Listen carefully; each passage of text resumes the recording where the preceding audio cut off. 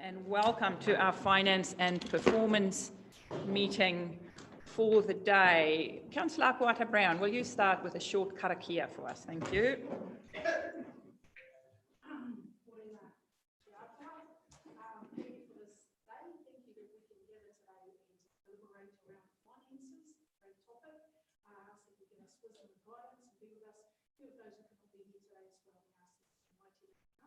Amen, thank you. So I've got an apology for Councillor Wharehenga.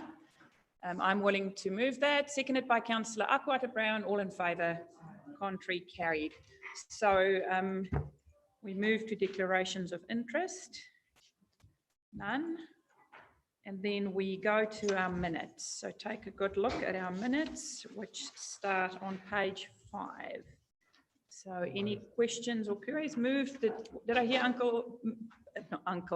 Councillor Burdett moved, seconded by Councillor Faulkner. All in favour, contrary, carried. Thank you. We move on to our action sheet. Are there, just wait, Councillor, we'll get there. Action sheet. So any questions or queries in regards to actions on there? Councillor Seymour.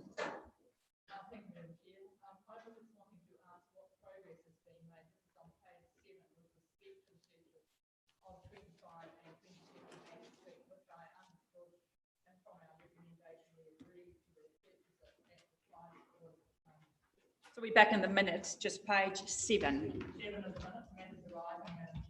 Good. What's been done about that? And then also further over on page 10, issues of the concerned about the closed landfill and work needed would be reported in the new year. And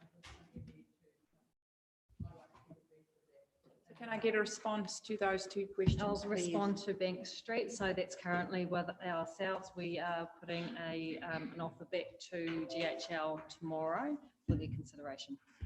I thought we agreed a price and council agreed a price, and I thought once we did agree a price, it was an unusual process to then work to alter that price. So through your worship, the GHL is an independent market assessment of what they would charge us for Bank Street. So it was not a case of settling on the price that council had offered. So as part of their remit, they need to ensure that they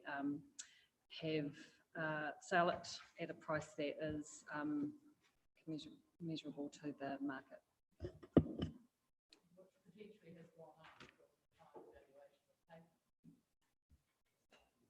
Hence the reason we are undertaking negotiations. So you might have more.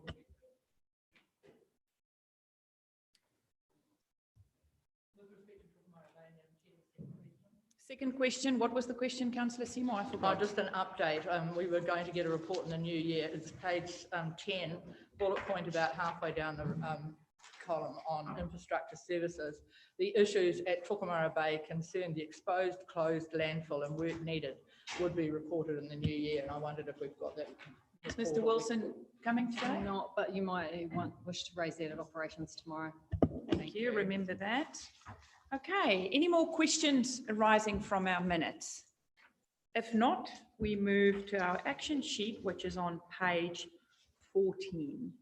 Any questions or queries? Councillor Seymour. Thanks, Madam Chair. With respect to the second item, 12.1 from November last year, and we're talking about 589 resource consents and 124 were allocated to consultants. I've got a couple of questions that might take some time to be answered. It says, and we obviously accept that anywhere where a council is involved, that is allocated to a consultant, but I wouldn't have thought we were 25% of the resource consents. And so I want to know how much more expensive it is for the ratepayer for consultants to be involved. And are they 10% more expensive or 25%? So can someone please get back to me? And how so that's the first question. And over and above any resource consent that may be required by a councillor, how are other resource consents allocated to the consultants? What's the criteria for determining that out-of-town consultants will undertake the resource consent? Ms Montgomery, can you answer that, or do you want to get back to Councillor Seymour? I can answer the majority of it for Thank Councillor you. Seymour now. In relation to the allocation of, work back, if that's all right. In relation to the allocation of which type of consent, besides obviously those that are from the council itself or councillors that go to consultants, it's based on when they come in, whether we have capacity to take them on in-house or not. So if we're at capacity, they go out. The other questions in relation to exact numbers in terms of how much extra they cost, we did discuss that at the deep dive, so I'll have to go back to that data and bring it forward to you again. Thank you. And so, and they said that was, there'd be a relatively small percentage of the 25% that our councillors request, wouldn't they? Yes. Yes. Thank you. Thank you, Madam Chair. Okay, any more questions in regards to our action sheet? If not, we move past our empty governance work planner. No leave of absence, no acknowledgements and tributes, no public input, no extraordinary business or notice of business, adjourned business.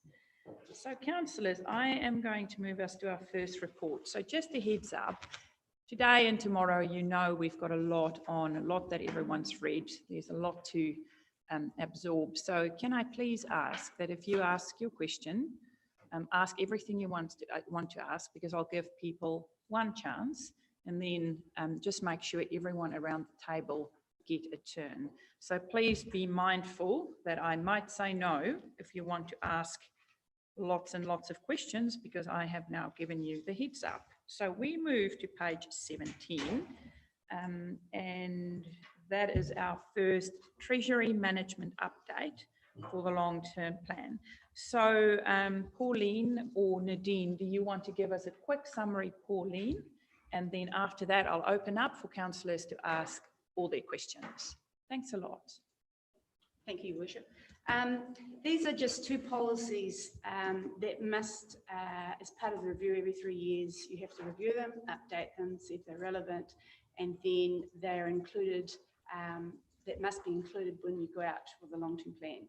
So as part of this process to see, was there anything changed in the last 3 years, and it's just minor changes to those policies as being talked about in the body of the report.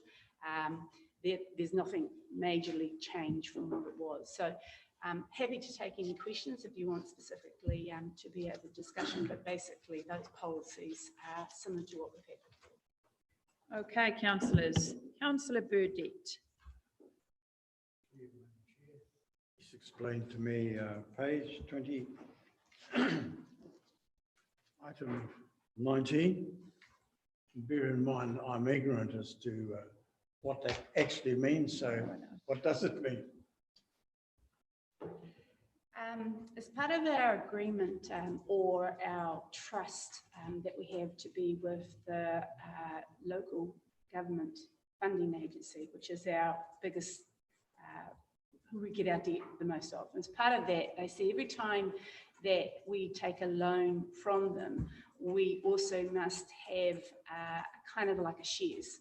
So therefore, we're like the shareholder, and as we increase our borrowing from them, a certain amount of that recognise that we're increasing our shares. So if there is a liability that comes back, the shareholders increase that in the portion. So it's basically, as the more that we draw down, the more of the shares or the notes that we actually need to take up with the funding agency. So for argument's sake, if it's a 5 million drawdown, we would have, they would give us probably 4.995 of that, and the rest of it is invested in the shares. So we don't get the full 5 million, but it's recognised as shares thereafter.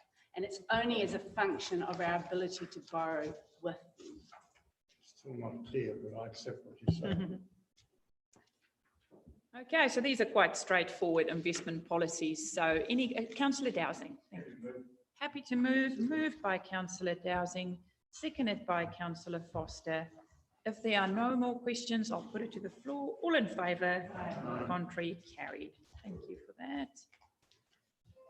Next, we move to our fees and charges. So the proposed changes. So what this is about is us adopting this in order for us to take it out to consult with our community.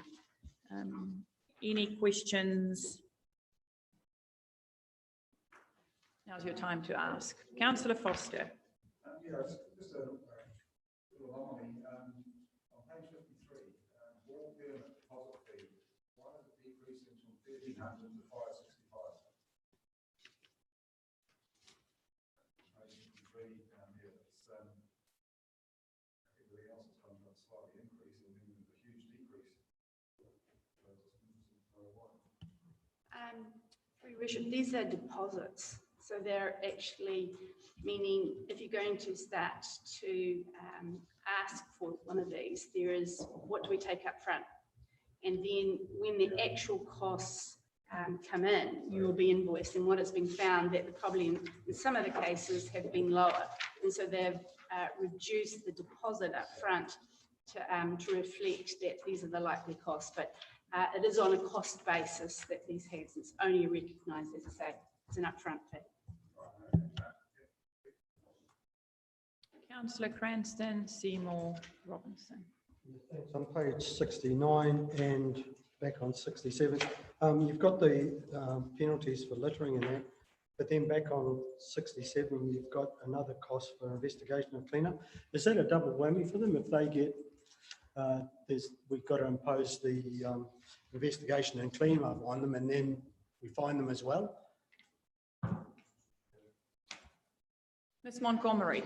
We should. I'm not saying we shouldn't, definitely. Yes, Yeah. double whammy. So it was- and why would you, in the minor littering, why would you say plastic bottles and aluminium cans, but not say glass bottles? Why are we specifying certain types of litter?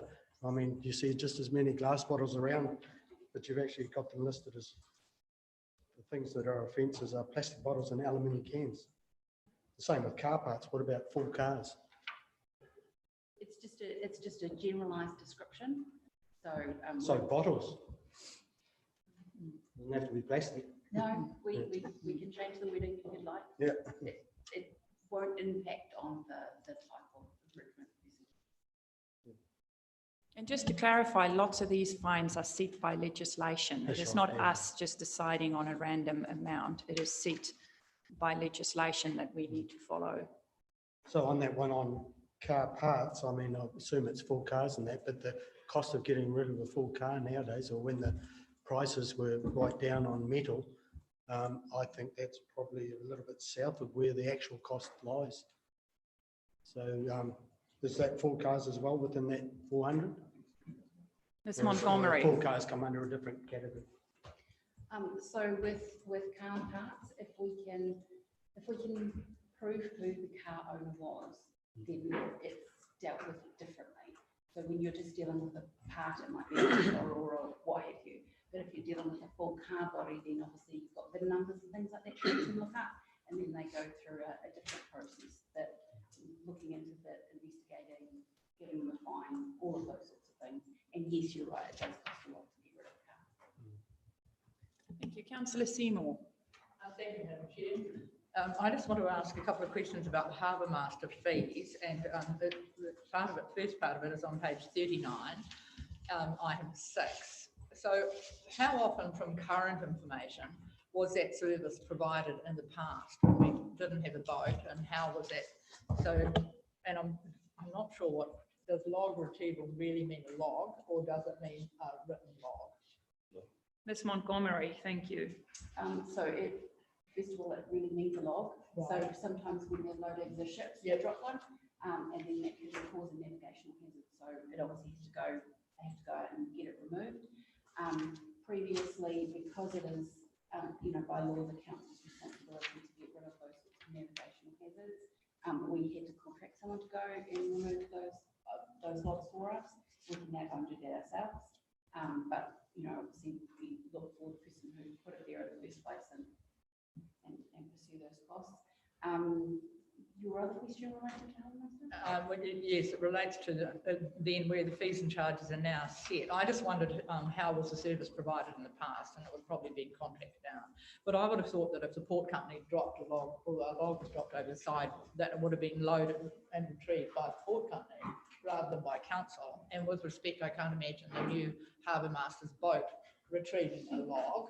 So I presume we are still going to need to contract that out. Is that the case?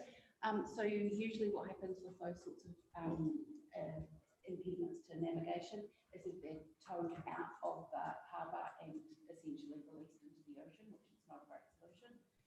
There are some solutions where they're towed back to shore and retrieved for firewood, etc. So there are various ways that you can get rid of debris in the channel. Thank you. And so I still have a question on page 45, where there is a new fee set. I just want to know who will actually be paying those costs. Describe for me some kind of event or organisation that is going to be paying the boat charge at up to $1,000 for 4 hours, or a rate per day. Is it like the powerboat races that were there the other day? Is it those kind of organisations? I'm just trying to get a handle on who will be paying these fees. For the most part, they will be internal recoveries. So instead of charging out or hiring out a boat for our science division to take tests, they'll use the harbour master boat instead. But there is the opportunity for events such as the one that you mentioned to require a marshal of some kind, where they might need the harbour master.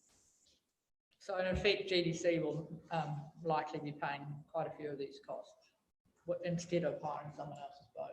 Yes, and the internal charges are a lot cheaper than they are hiring out a boat. Thank you. And I had one further one, Madam Chair, which I have raised in the past, and I do feel really uncomfortable where we charge out-of-town residents a higher rate for burial. And as I've said in the past, it hasn't made any difference. I'm trying to find the page. They will be whānau of our residents if they're having likely to be having an out-of-town burial, and it seems that there's no additional cost.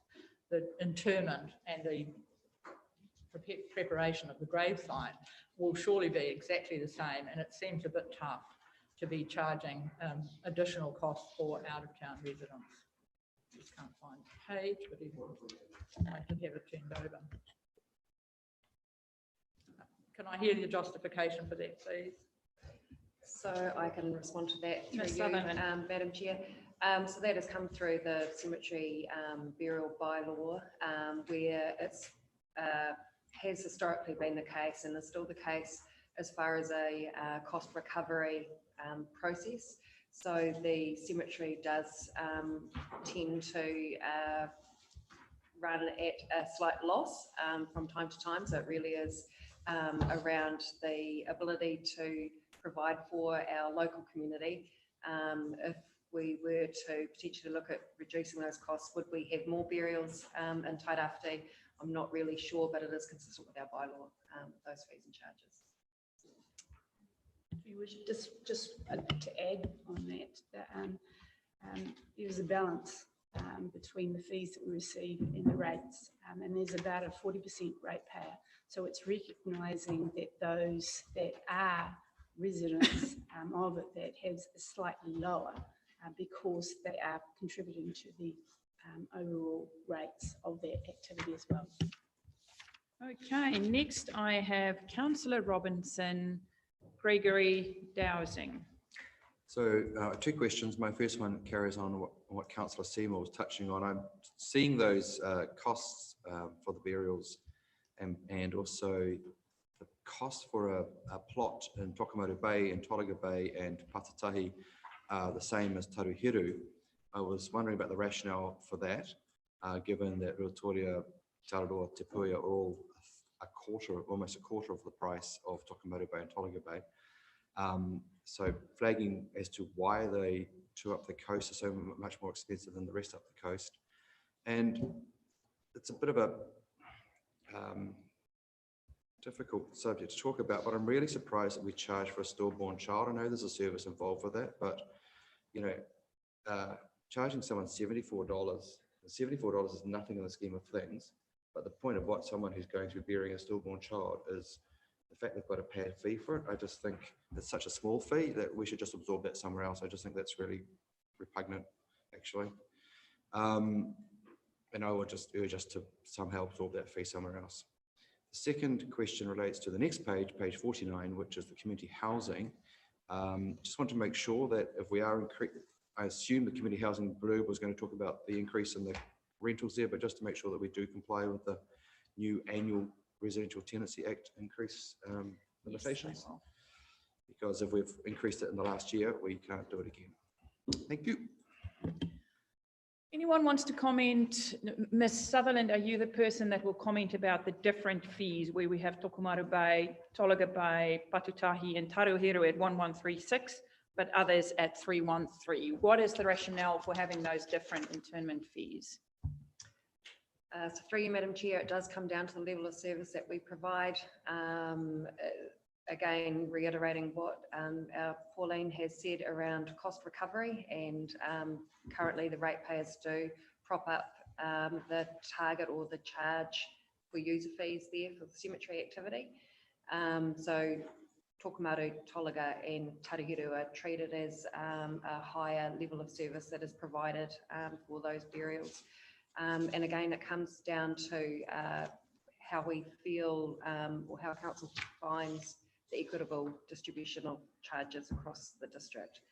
And in relation to the stillborn fee, you're right. There is a charge there. It's a service that is provided, recognising, I guess, the emotional additional response required for that for our staff, as well as for our community who are going through that process. It is a reduced cost, but if that's something that council would like us to look at, then that's something we can consider further. CEO. Yes, so through Your Worship, as Deanne has pointed out, there's still a level of service associated with the burial of a stillborn child. Whether that charge is, we think it's adequate. However, ultimately you can determine whether you would like that charge reduced. And if it is reduced, then it gets spread somewhere else. I have Councillor Gregory and then Dowsing. And then Burdett. Thank you. I was just wondering why the hawker's licence had doubled, and also I presume it's because of What page? Oh, sorry, that's on page 66. Yeah, 66. It's gone from 56 to 160. But also, my other part of my question is around hairdressers have all these charges, but no like nail parlours or beauty things. I presume that comes from government direction, does it? Yes. So yes, Ms. Montgomery is nodding. In relation to the question about the increase for the hawker's licence, what we did an assessment to see the difference between the time spent processing a hawker's licence versus itinerant traders, local shops, etc. And they are very much the same. They require the same type of assessment of work from the staff, and it didn't make sense for the fees to be different. Also, the fees are more in line with the charge that we've put forward. So it's around the timing of things. And yes, I was nodding before in relation to nail parlours, etc. Whether they require fees or not, it's legislative. Thank you. Councillor Dowsing. Thank you. I'm just going to start with a couple of points on the language. Just in the blurb at the beginning on page 40 under dog registration fees, I didn't find the commentary that the $8.75 increase equates to less than $2.20 increase per quarter. It's just minimising the impact through terminology. It's not required. We all know how much $8.75 is. A more comical error is on page 45 We also increased the charge for the application for approval to keep animals, bears or poultry. The first one, I assume that's meant to be bees, not beers, and that's the drink types of beers. So otherwise, we're very much undercharging our community when we should be having fees for beers. Where's that? I didn't see that. Page 45, third paragraph. Oh, okay. Yeah. Back to community housing. Is this the time to raise whether council are still happy with charging the 90% on those houses, and whether we still feel it is appropriate that we're servicing the aging community with this housing, or whether it should be broadened? We know that we've got a housing crisis in region. It's not this isn't necessarily meeting the those who are suffering from the housing crisis. The aging population has been serviced by a lot of other commercial providers now. And is it still appropriate to be only receiving 90% of the value when we know that a lot of that may just be a subsidy that could be picked up by another party? And I'm not sure if the Chief Executive can advise on whether this is the right time to have that discussion or whether it needs to come out separately. Yes, for your worship, that would be, I would recommend that we have a separate discussion. It's a policy change, and while we provide that, we review that on an annual basis, because you've said it via policy. We would need to bring a paper back so you can have that discussion and then reset that, and then give adequate notification to the tenants should that policy position. That's great. It'd be very good to have that as a separate discussion then in a future agenda. I had a little question here on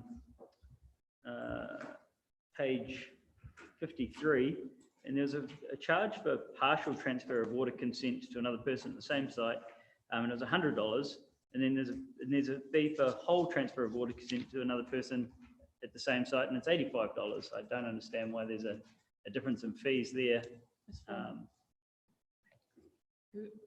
Ms. Montgomery. Through you, Madam Chair. It's actually harder to do a partial transfer than a full transfer, because you have to look at both of the new applicants. Essentially, you create a new file, so it's harder to do a partial transfer than Takes a full longer. transfer. Okay, but it still reflects a part charge, where the start of the document made reference to the fact that we'd be charging a minimum of an hour rate. So $100 and $85 still reflects a part charge this time. What? So through you again, Madam Chair, that's because that's how long it takes us at the moment. Right. But happy to increase that if you want to. Okay, Any there's more another questions? sorry, yeah, I've got it here. That's good.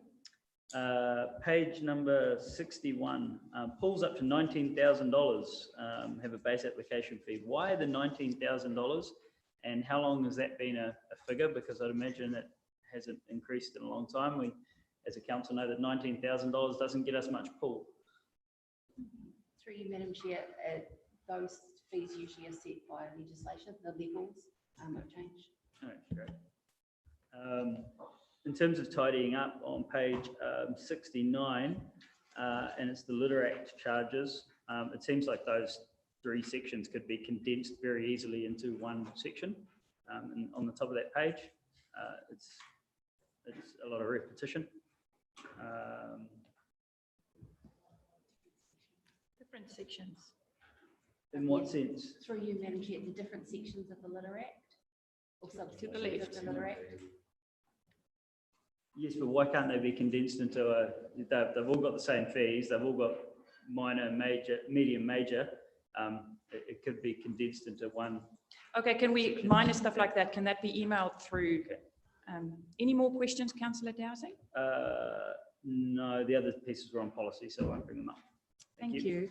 I've got Councillor Burdett and then Councillor Sheldrake, then Councillor Akuata Brown. Thank you. Thank you, Madam Chair. I've got two, and one relates to the first one Shannon brought up. Dog registration fees and the increase. the last time, and probably some of you won't remember, I asked the former manager some rather searching questions. At that stage, the account had a huge credit. So why the increase in these fees, unless all that money's been spent somewhere else? And the second one, which affected me personally and a lot of others, and it caused a lot of consternation out in the community, is on page 55, the bottom of the page, annual fee, consent administration maintenance, going from 110 to 113. When I questioned about this, there were over 10,000 consents being charged for. Just imagine the income from that. My understanding is you only enter this stuff on a database once. Now to increase it $3 in 12 months, when that was a first up charge, you need to ask the question, what's going on here? Ms. Montgomery, do you want to answer these two questions, please? Well, I'll answer the annual fee one first, if that's all right. So the increase is a reflection of inflation, and the bill adjusted inflation that is standard across the council. So that's why there's been an adjustment in that fee. But it's an open document. Change what you need to do, what you need to change. And in relation to the animal control fees, so we've discussed that and given some information. The credit was in relation to stock controls, I understand it. Your understanding, Councillor Pugh? Yes. This was in relation to not only dog control, but livestock control too. At the time, with respect, there was in excess of 800,000 in credit. Ms. Foreman. No, it wasn't. With regards to those, there was two things with regards, there's two things we're talking about here is the dogs and then the stock control, which is another activity. We were getting in the latter parts from then the NZTA of 180k. Prior to that and up to a number of years from probably in excess of 2008-7, they were paying 50k up until about 2015-16. The actual cost of council to deliver that service was far greater than what we were receiving. What was happening is that the true recognition of those costs were not being apportioned, and so it looked like there was a credit for the stock control, but there never was. When we came back and actually said that the actual costs on a time and effort basis was around about 200k, and so that's where it was perceived credit, but there never actually was. In terms of this for the dog registration is for that activity, and as you know, for the revenue and financing policy, there is 80% recovery that is needed to come from those owners of the dogs, and then there's a 20% rates apportionment. When we allocate that out of what that is based on the dogs that we have and what we receive, this is what is saying that is the cost recovery we need to have for dog fees. Thank you. Thank you, Councillor Bendit. I have Councillor Sheldrake and then Councillor Aquata-Brown. Thank you. Mine was also a couple of things, but carrying on the dogs. Does council have any idea of the number of people that aren't compliant with dogs, dog registration? For your worship, I'll just, we do it every year, and we actually do some of the analysis of it. Percentage of of dogs that have been registered is at that stage was about 94%. So it's quite high for our region with regards. Yeah. And my second one was around the harbour master. So these fees and charges are all brand new now that he's got a $111,000 budget. Is that right? I believe, for your worship, what Helen was saying before was that there were costs, but we contracted those out before, so there were previous costs before. So we're now recognising our fees and charges for any of those services, if they do, that there is a publicly published of what that would be. So in the weekend, I saw the harbour masters boat out with the jet boat thing going on. I could assume that that organisation's paid a couple of $1,000 for the use of the harbour master being out there in the weekend. No, through your worship, not at the moment because you have not adopted a fees and Right. policy change. This is why we're doing it. So, So they're lucky to get that in. yeah, so in addition to that, so the internal charges that we would have otherwise paid to contractors, only one part of it. Now that you have a fully functioning harbour master, the regulatory functions that he would be required to do can now be charged to those. If there are any offences that are caused as well, we can include that. Otherwise, without a policy in place, we have no mechanism. As a boat owner, I shudder when I hear that logs just get towed out and let go in the ocean. I mean, I'd hate that to be reported. Absolutely hate that. Alice's ears are flapping. Alice, Yeah, if the port dropped a log over, surely they have the toys to recover it. I will take it up with the port CEO It's actually and the board, it's the loading company, not rather than the port. but it's still the facility being It's on the used. ground. But I might remind you that the harbour master costs are also shared by the port as well. So it is a function that we jointly share together. So in terms of the logs, as it was pointed out, it's not necessarily the port's fault if a boat or contractor comes in and that happens. Accidents happen. Thank you. Councillor Akwata Brown. Thank you, Madam Chair. I just was interested to know, this is a document for consultation, so we're deliberating some and finding out a fair amount of concerns in respect to some spelling errors, the beers and all. So the next step is to put it out for consultation. How wide and how thorough is that to be, and what are the impacts in respect to people who are struggling just to pay everyday kind of expenses, seeing dog registrations, going up more than the rate of inflation. So I just wanted to kind of get some feedback really around the impacts. Do we get a huge amount of people then realise it's too expensive to have a dog, so they don't either register them or just don't have one? So what's the mechanism to perhaps saying to whānau that, it is going to cost you a lot more respect to having a dog, because we do keep hearing about dog instances around our region, in particular parts of region where people have dogs. So I just was interested to know what these impacts and how do we collate, do we get that kind of intel respectively from decisions we make in here around charges that impact a lot of people. So that was my couple of questions. Ms. Montgomery. Who wants to answer that? The CEO. Might start with the consultation question. So in terms of consultation, the document, the LTP document will have some samples in there. And if there are any significant changes that would be mentioned. However, just in terms of what we have here, does all tie back to your revenue and finance policy. So you will have a proportion, which is as Ms. Foreman pointed out before, 80% might be attributed to fees and charges, and then another 20% to your UAGC. So it all links together. If there are any issues received, the intel is through the submissions that come in, really, in terms of the impact of those changes or people wanting to talk to those.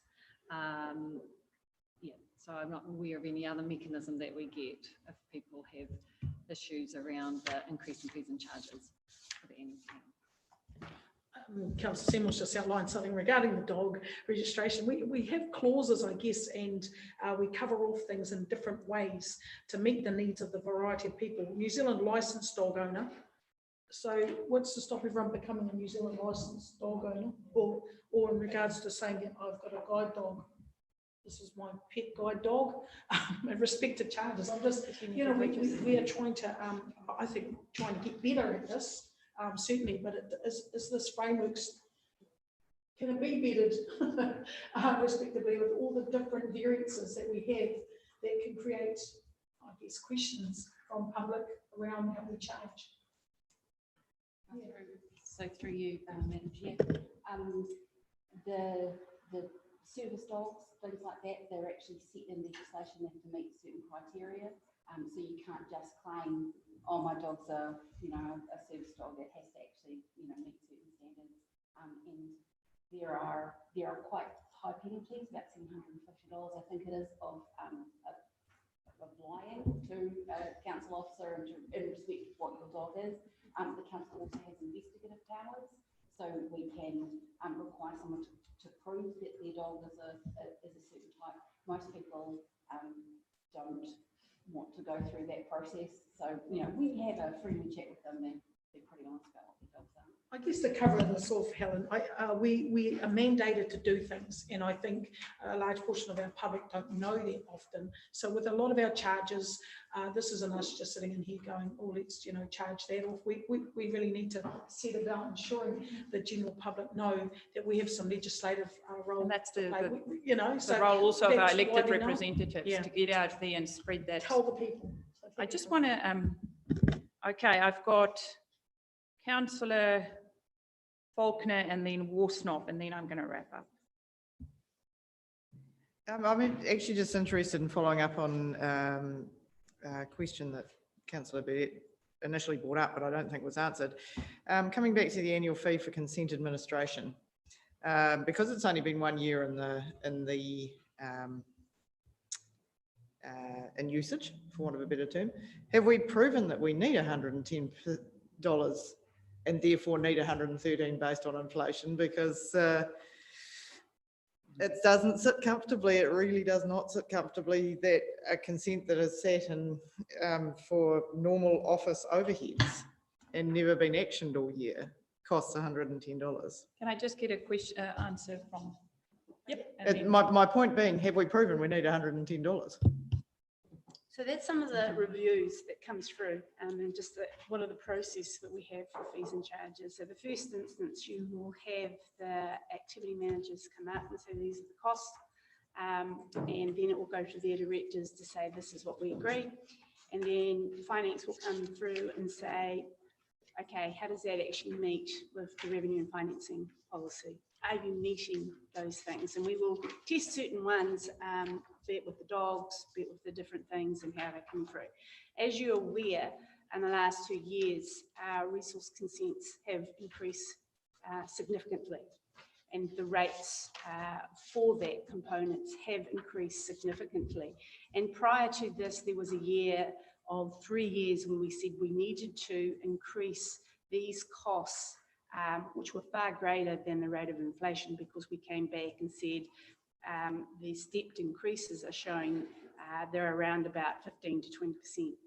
And so the part of this is to say the resource consents is around about 60% is considered rates, and 40% is fees and charges. That's the revenue and financing up to those apportionments.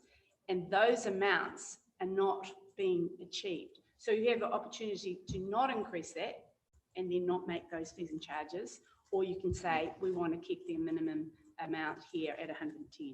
So that's the kind of options when you're considering those. It is actually showing that increased costs that we actually have to get the resource consents have gone up, and accordingly, the fees and charges component of it has increased. Okay, I've got Councillor Warsnop. Yay, I'm glad we finished on that, because I was going to pick that up. Just as a comparison, we charge pretty much exactly the same amount for an application which includes a visit to keep the beers, animals and poultry. So if we talk like for like, simply having something sit there in our administration system incurring a charge of 100 and what in 10 years is probably going to be $150 a year. That it's not, we can't draw a line between that and the actual utility of that service. There's no way that 1 hour of our staff administration time is committed to somebody's culvert who went in 10 years ago. And I've had people say to me, if they'd known that the $1,200 resource consent that they got to put in that culvert was going to incur a $110 fee every year, they wouldn't have done it. They would have just risked getting someone catch them, knowing full well that no one would ever catch them because who's going to stomp through your property? Ms Montgomery.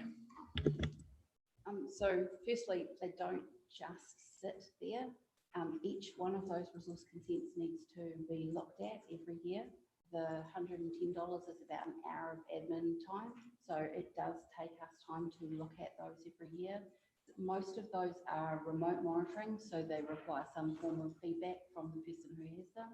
For example, when you've got a wastewater system, some of the reason that those consents are set at such a low monitoring fee is because we don't require going out and doing a site visit if they provide the appropriate feedback. So usually there are reports from independent people about the use of their wastewater system and that it's still operating. So to say that they just sit there is not quite accurate. Does that help at all, Councillor Wilson, or is there something else you'd like to know? No, that definitely doesn't help, because 10,000 consents means that we're spending 10,000 hours. Are we spending 10,000 hours? Of course we're not. So we are, I would much prefer that we apply this fee to those consents which require monitoring, active monitoring. Everyone knows when they apply for a consent whether it's going to fall into that category or whether it's one where you get it and it requires somebody to cast their eye over it, which takes 10 minutes per year, in which case maybe by all means charge them $20, charge them $25. And if it's going to, if you've got, because we do have different levels of monitoring required. I just think applying it broadly like we're doing, you're literally sending a message to people. Subvert this if you can, or get lumped with, how long do some of these consents last? 30 years? You will never see the council in that time. So council is very likely to have an adverse response to this. We all know, those of us who have been sent loads and loads and loads of emails about it, that people see it as very unjust. If we need to recoup those costs, do it when the consent is lodged. Don't attach something that simply sits there forever unless we genuinely are spending 20 minutes, an hour or whatever. There's no way we're spending 10,000 hours.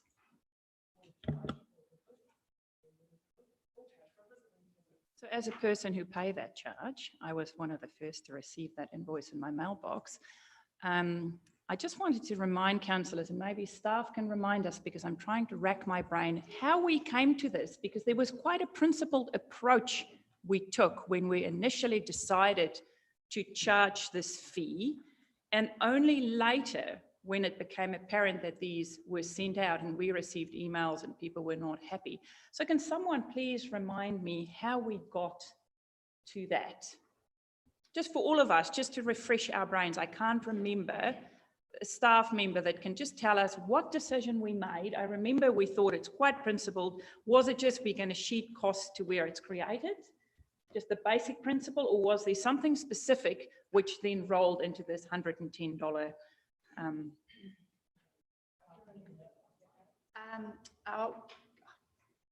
Vaguely, because it was done by somebody else, and I'm trying to, and there were two parts of it. There was one when it was first introduced, which I believe the assessments of that prior to that 2018, and they were saying that there were costs associated with the monitoring, and as Ms. Montgomery has mentioned, that there are, even if there is a things you have to process, and there's administration costs regardless with it. So there was a principle and process saying that we need to actually have some of the costs associated with the monitoring. Then there was a workshop, I believe, with a year or two ago with regards to what are the fees increase that were going in by the previous director, and they went through what were the costs, and it said these were the increases likely to occur and what we needed to recover over a period of time, because these were the costs that council were incurred. And I believe then they apportioned that amount basis on a minimum charge. However, that doesn't mean to say that as part of this approach that they go back as ongoing reviews, that there is a risk-based approach to some of the fees with it. And if there are some that are static, have lower, how do we operate that and have a stage pricing with it? And that can be reviewed as well, the overall process. Excellent memory. So in February 2018 is when there was a report that came to council. You workshopped it, some of you that were here at the time, on the 12th of October and the 1st of November. So there were several workshops that sat behind that. At that time, council was only collecting 1% in terms of its cost recovery for consent activities that primarily benefited those that acquired the consent. In terms of cost recovery, you decided at that time that 25% would be appropriate and that there would be a charge in terms of a fixed charge because it was easier to administer, and that you could have certainty for those consent holders in terms of that charge. So there was quite a bit of work that had gone into it at that time. If there is unease and around the table that's not appropriate for today's time, then my suggestion would be we go back to the work that had been done previously, we bring all the information to the table, and then you have a discussion and a debate and deliberate as to whether or not it needs to change then. Councillor Burdett, I think I'm not going to stop you. Thank you. Well, no, I was the one who pursued this, you recall, took it to a council and CE meeting and got told this, we can do this legally. That didn't satisfy me. I wanted to know what it was for. We talk about monitoring. I again rebutted that. I've never seen a council inspector on my place, and this consent is 1990. But what it actually means, if you extrapolate it out, and I respect what these others have said, Pauline and some have said, but if you extrapolate it out at $113 per year, for 20 years, 30 years, your consent has cost you a small fortune. And unless they monitor it, for what?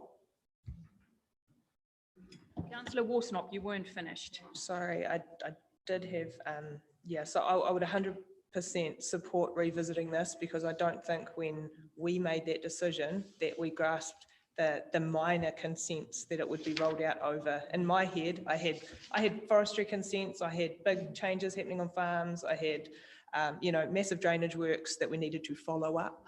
I didn't have people's septic systems 20 years later. So I would support that, and I hope the room would support that as well. I will go later and go through the stuff that people are asked to change and just talk to the CEO about the process. Just, I had a question regarding the dog impounding charges and whether they are legislation bound, and a question after that is answered. Ms Montgomery, impounding fees, are they set by legislation? No, they're set by us. Just on that then, how come your dog has to be impounded 3 times before it costs you the same as it costs a normal good dog owner to register their animal?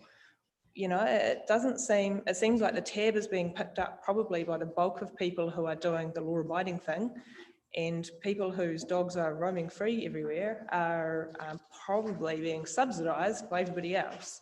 So should we look at being harder on the people whose dogs have to be impounded and cost us money, and being able to take less from people who don't result in that cost? Ms Montgomery. Yeah. So through you, Madam Chair, your dog will not be, legally, it cannot be released from the pound unless it is registered and microchipped. So the impounding fee is on top of normal registration. Yes, I understand that, but the cost associated with collecting a dog, taking it to the dog control facility, then holding it and getting it released, even if it is registered, is considerably more than someone whose dog is never impounded. Surely. So you can set the fees and charges for impoundment. It's not something that's bound by legislation. So if you want to increase that, by all means. One thing I just want to raise, the vibe that I'm picking up is that people feel they know how much stuff costs, or that they've got an experience, maybe have had some feedback. I just want to bring us back before we continue this discussion, and it's a very good discussion, that staff work with this all the time. And if you look at number 1, the council may prescribe charges to recover the reasonable cost. So before we make assumptions or want to change anything or remove anything, I just want to make sure everyone that comments around this have all the information, because it's easy to make assumptions, and I make those assumptions as well, and I'll talk about dog fees shortly. But I just want to make sure that everyone around the table realize that this is a document for staff that work with this all the time. They run their budgets, they know how much they charge, and absolutely it is our job today to take a look at the stuff that we get feedback on or that look like an anomaly. That is absolutely what we're supposed to do. So I just want to make sure, and I'll ask later before we finish this discussion, the process of the CEO, if we want to change anything now, or are we going to wait until we've got all the information?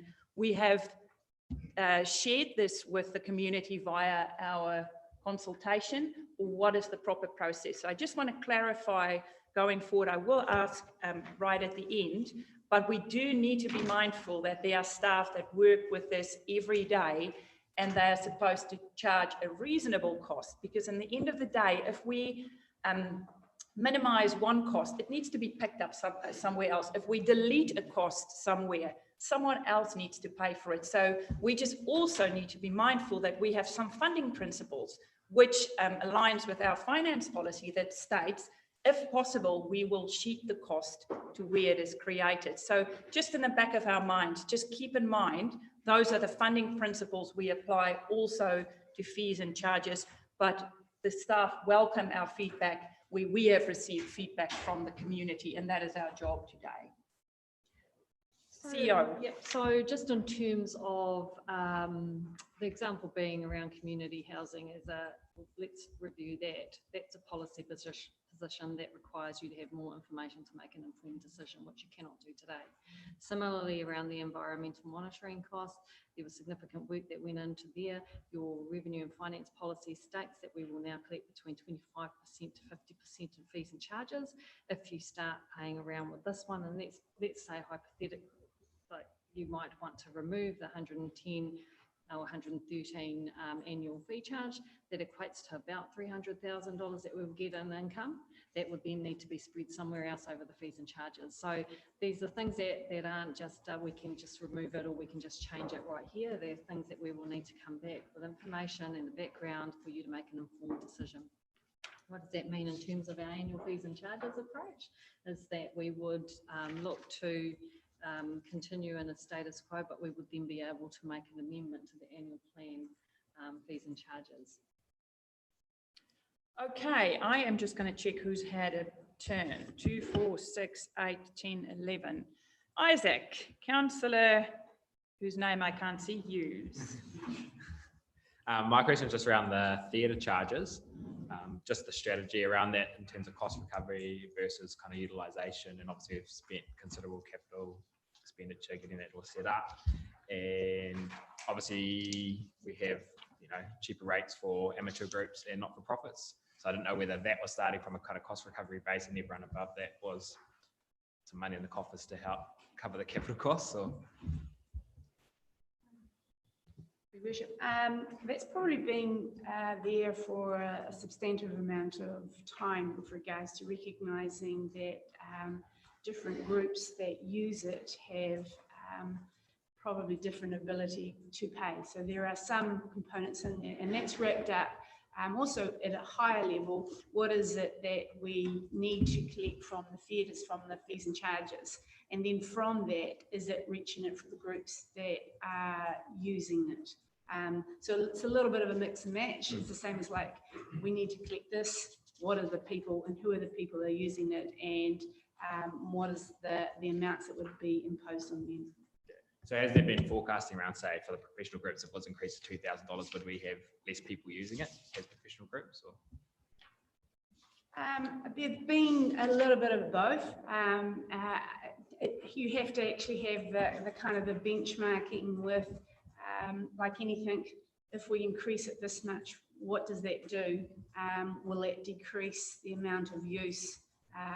So it's sort of a not of a wholesale change that has. I mean, the wholesale change probably was looked at when we had first off the War Memorial Theatre, making sure that there is a sort of a balance that people still can continue to use it, and what are the other changes. But definitely, if the professional services was increased substantively, it's a little bit of an area that there isn't many other places within Gisborne that could actually hold those kind of things. So you may have reduced number of shows that come if we are significantly higher than the average. So there is that kind of a balancing. Thank you. Councillor Cranston. The top of page 70, it actually says no person shall play any game which may cause annoyance or be dangerous or obstructive. How obliged are we to impose an infringement or that? Because we know something happens in our environment that causes annoyance, is dangerous and is obstructive. And I should show this to you my know, children. someone may come through this process saying, well, you've got a bylaw against this, why aren't you imposing it? I think it's kind of nanny stated to say that no person shall play any game which causes annoyance. I mean, who's going to determine that? But isn't that someone skating in the CBD? Where they Well, would just come the in? wording of it, shall play any game. Specifically mentions 3 different types. Any game or. Play any game or. So is there a compulsion to say it's an infringement or offence? So, yeah, that came from your bylaw, and I remember the discussion of this particular junction because it was something that was about targeting the skaties in downtown. And so at that time in 2015, when the bylaw got approved, that was the objective, because there were complaints from retailers. Whether that gets enforced is another question. I would suggest that that would cause more harm in terms of those ones that would be required to pay that from a social outcome perspective, and perhaps it's time to reconsider that bylaw. And also, at the end of the day, a bylaw is enforced when someone complains. And we've got the city watch people in the city as well, maybe moving people on. So if someone complains about that, we have the tool then to use it. Yeah, but if you're saying the intent was around skating and those sort of things, then the word or kind of changes the meaning a bit, because it's all encompassing then. I would expect that that's been taken straight from the bylaw. I'd have to go back and check against it. Okay, just one thing for a later discussion, which I have to mention, because if I don't, I will not be doing my job. In my office that I see often are people coming in complaining about dogs. And that is probably one of the issues that people are very, very passionate about. And what people often say is, and it's usually people that come and see me are either people that are responsible dog owners or people whose dog is going to be taken away from them because of bad behavior. But the people that are good dog owners and responsible dog owners often say to me, when we look at fees and charges, why do we not sheet the fees to the people who create the problem? Where at this stage, all of us pay our registration for our dog, and it is the and that cost is mostly to look after irresponsible dogs or dogs chasing people. So for future discussions, I do want us to think about that as well. Do we sheet that cost to people that create the issue, which is probably easier said than done? Because at this stage, 20% of this is also paid by people who do not own a dog. And I do know it's only say 23 bucks or 35 bucks a year, but for future discussions, I do want us to think if we, is it more fair, or Ms. Gomery, are there certain legislation in regards to setting these fees, or is it in our power to try and sheet those fees to people that do not look after their dogs well? So through you, Madam Chair, that's what the fines and infringements are for. And so we do use those extensively with badly behaving dog owners. Okay. Madam Chair, can I make a Councillor comment? Seymour, quick last comment. Just on that dog issue, because we did used to have it often at environment policy and regs, and the advice that we were given, I mean, I completely agree with you, and irresponsible dog owners should be the people that are picking them up. But what was often mentioned is that then those irresponsible dog owners don't go and collect their dog and they just get another one. And Yes, unfortunately, that happens all too often as well. And- Does that still happen, looking at? So quite often there is a trade-off with someone who is a responsible dog owner. They've got a lot of fees and charges coming their way, usually charges for infringements, etc. That a deal, if you like, is made with them that the dog gets euthanized in relation to, dropping away some of those fees so that the problem doesn't recur. But that's not to say that I don't support you having us raising the issue. Yes, in future, when we talk about that, that's something that get raised all the time. And when I saw that, also farmers come and see me and talk about their 12 or 15 farm dogs, but never come into town. They all live on the farm and there's still quite a substantial fee there. And I know we don't go and visit them. So, and I know it's significantly smaller than the city dogs, but for future, there's definitely room for us to just accommodate the thinking that our community is bringing to us in that regard. Councillor Dowsing, quick last thoughts.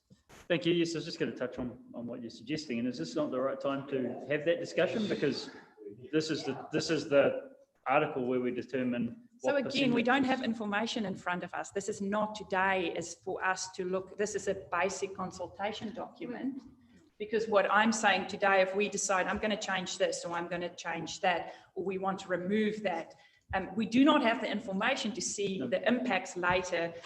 So for me, I'm just flagging in future. This is just a basic consultation document, which we will adopt today. But I hear what you're saying, but we don't have the information today to make those discussions. What I'd suggest then is that we signal our intent, which is to understand how fees and charges fees, charges and penalties are, what revenues are generated, can they offset the good dog owners, can we shift the burden to enforcement for that particular area.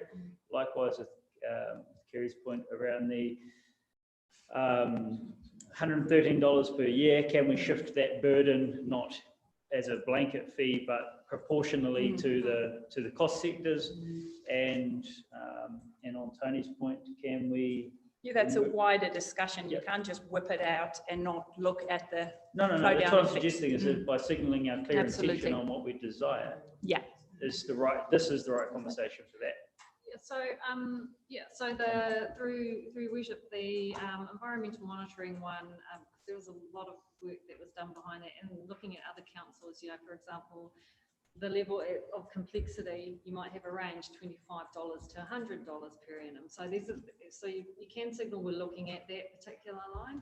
The dog one, in terms of the charges, you could arbitrarily say, look, we're going to increase that to $250 for those that need to be impounded, or whatever the maximum might be set by law. You can do that now, and then we can go out. But to me, we would be irresponsible to just, without knowing anything else, just remove something or just whip a number out of the air, because for us, we need data to make decisions. For us just to quickly decide we're going to remove something or change a number is really irresponsible decision making. And I wasn't suggesting that. I was suggesting that we signal our intention to receive that information, so that we can make that determination, but not just preempt the amount we should shift it to today.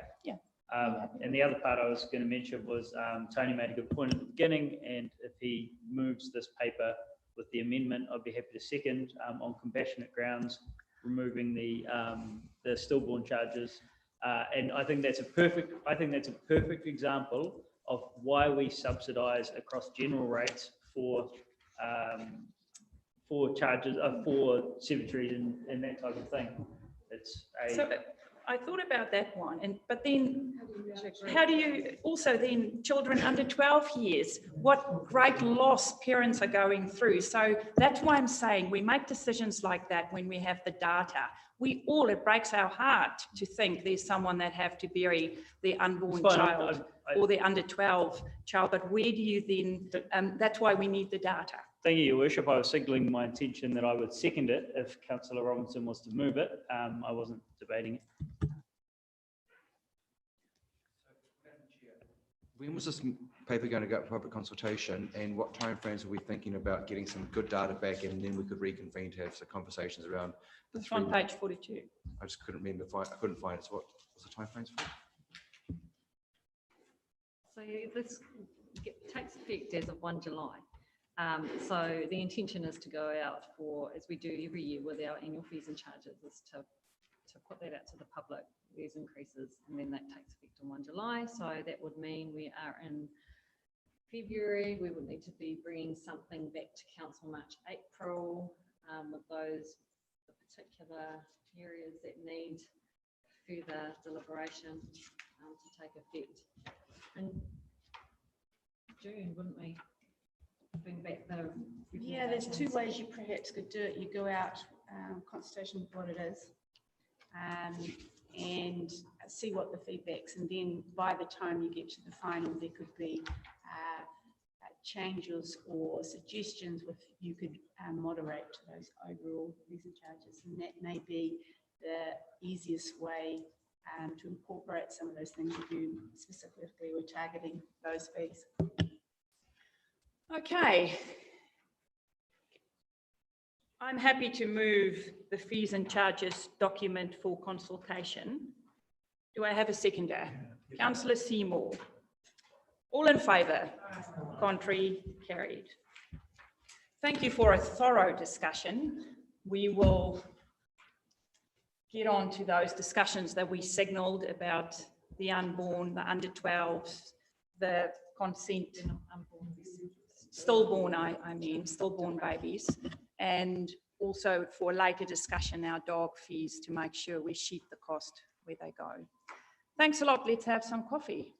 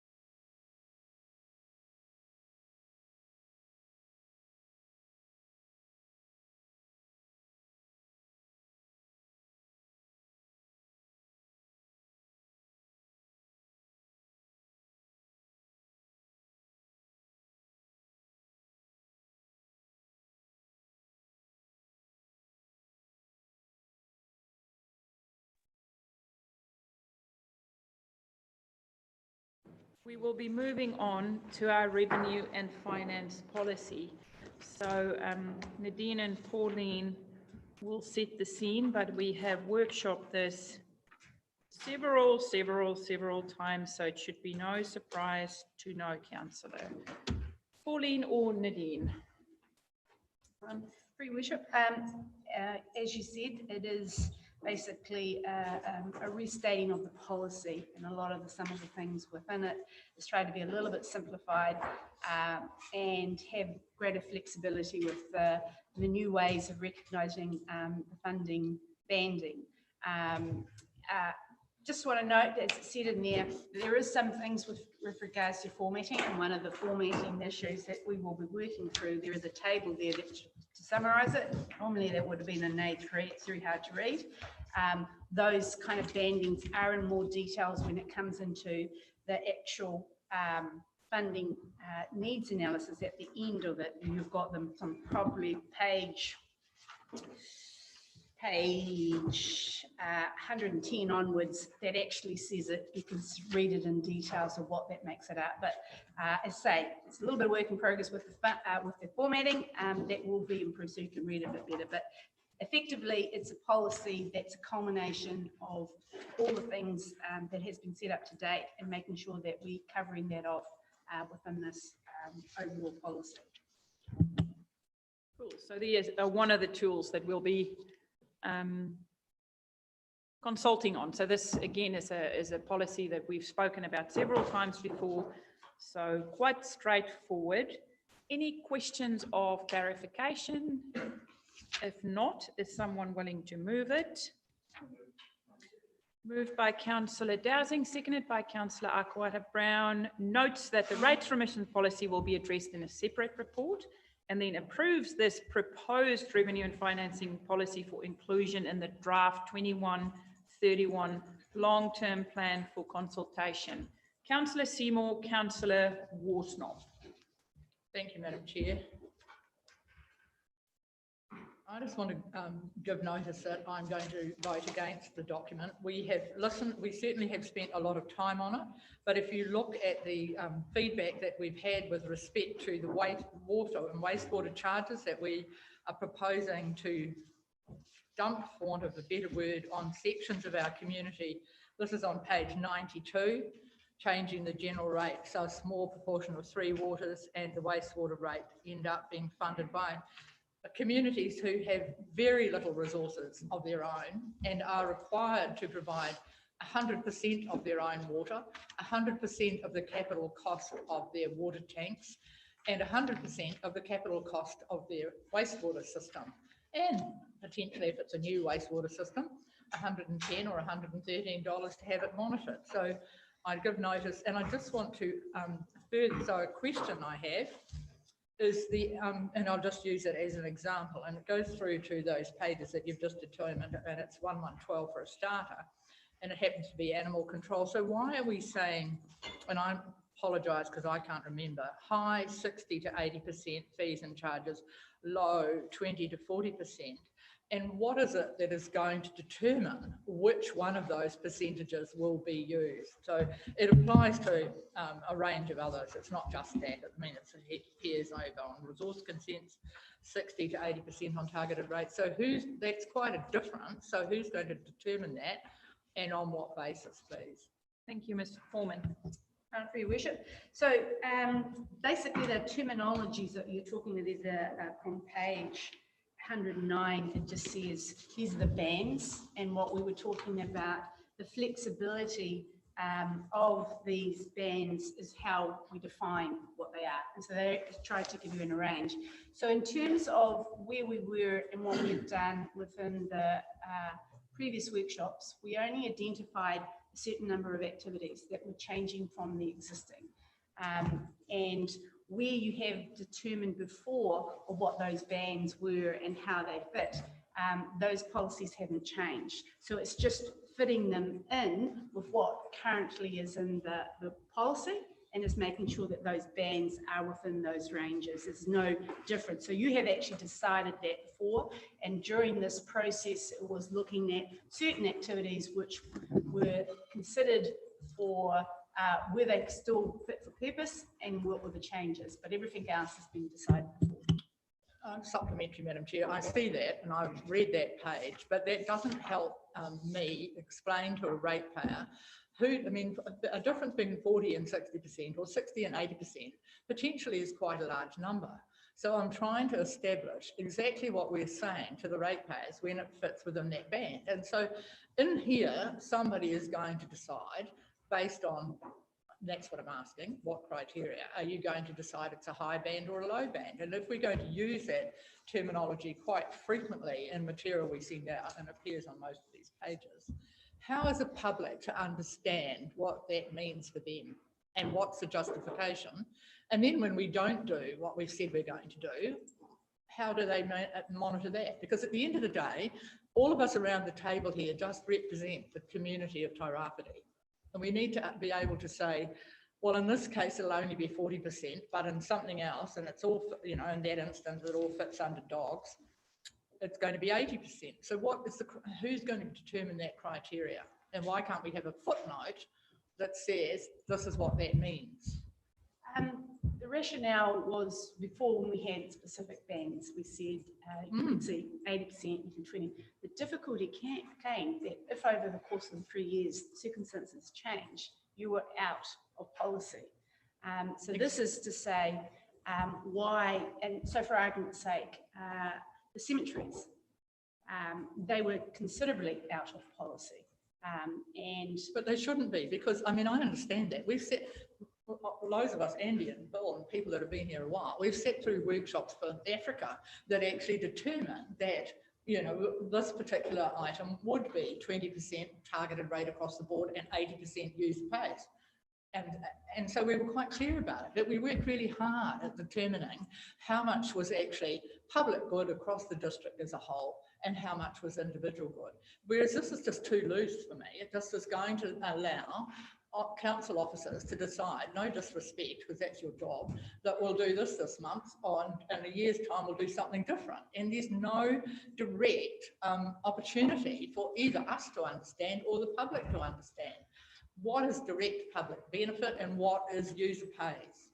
So again, this, as we said within the workshops of why we're going to banding and the rationale with it is to allow you the flexibility if things and circumstances change, especially if there were conditions, and basically you control it. You control those decisions when you, and we come back to it. If you said that this was significantly different from what it was, we would come back to you as councillors to say, is that within those bounds? But at the moment, this allows you the ability to move within that range of circumstances change. COVID has a more of an adverse impact, or if anything else that we hadn't considered occurs during this time, but you derive it and you set the adoption of the annual plans and the long-term plans and the considerations with each of the activities. If they were out of those bounds, we would come back definite to you for you to decide, was that different? Thank you. Miss Bill, not Miss Bill, Bill. This, after you and I left the radio station the other day and we addressed this 10% surcharge, my phone rang hot for about an hour and a half. I was quite surprised at the feedback. Some very angry people out there, some of my own relations. So I'll have to think hard about whether I support this policy or not. So I had a few phone calls as well, Councillor Petit, on my way back. So Councillor Petit and myself were on the radio, and Narangi rang us, the courier, while she was driving, and asked about this 10% that is imposed. And again, I need to state, I live in the rural area as well, so it affects me as well. And we had a good discussion with her in regards to what was covered in the Gisborne Herald, the justification for us, and also the funding principles that apply where, and we discussed Ruatoria specifically, where there's a Ruatoria flood protection scheme, which 60% of that is covered by everyone in the region. The same with the Waipawa flood protection scheme. So there are areas where we look for the wider benefit. And that is the principle that we approached here.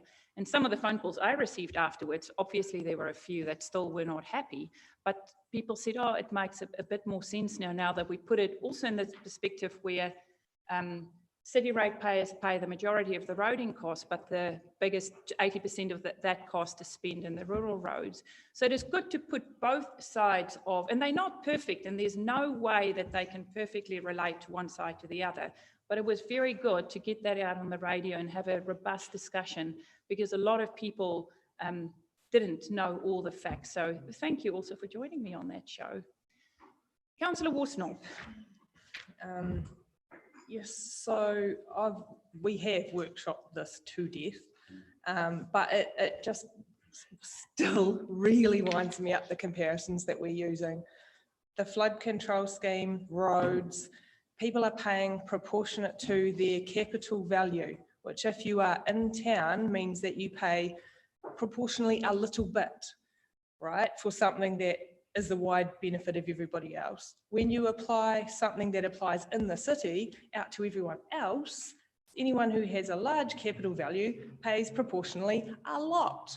So it's working the opposite way around to how roads work and to how flood control works and to how things that broadly we're using as comparisons work. And so to keep using those examples just winds me up no end.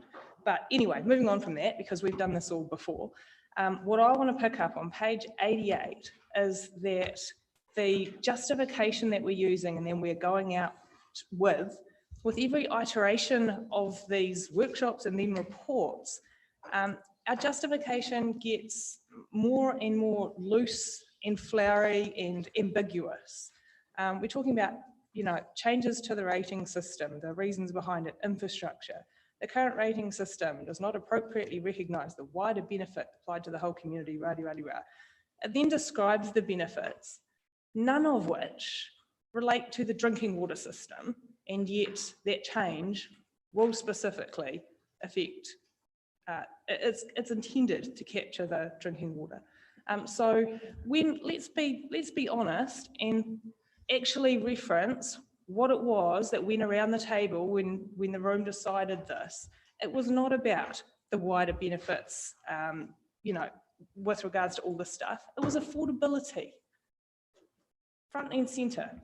It was affordability. Yeah?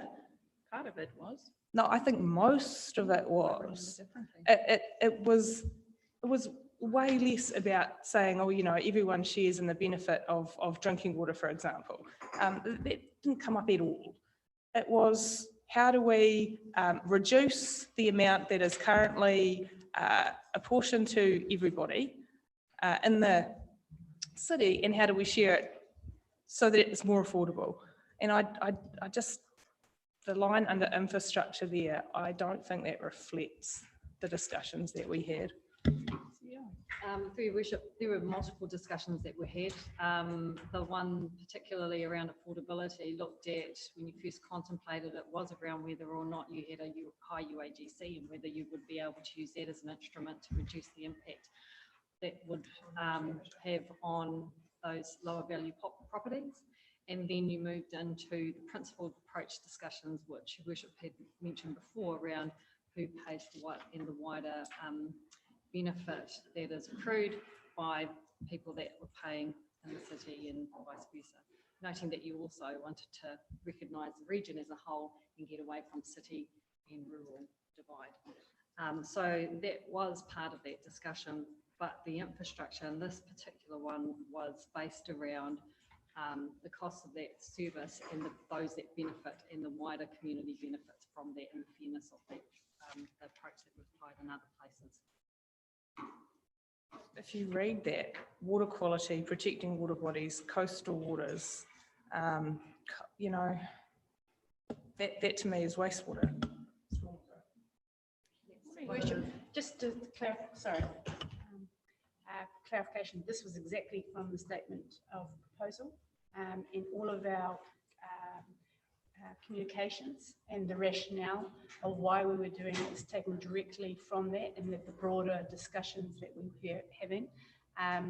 And it is also recognised that some things within the water supply, actions that they do, it is with the ecosystem, it is looking after that, and is also looking at the future costs that we are in the long-term plan, recognising that the water supply activity is doing a lot more in the Wainaki area with the revision of the natives. So that's part of some of those costs associated with it. So that is directly related to that water supply cost, and the wordings with that is how it's being communicated.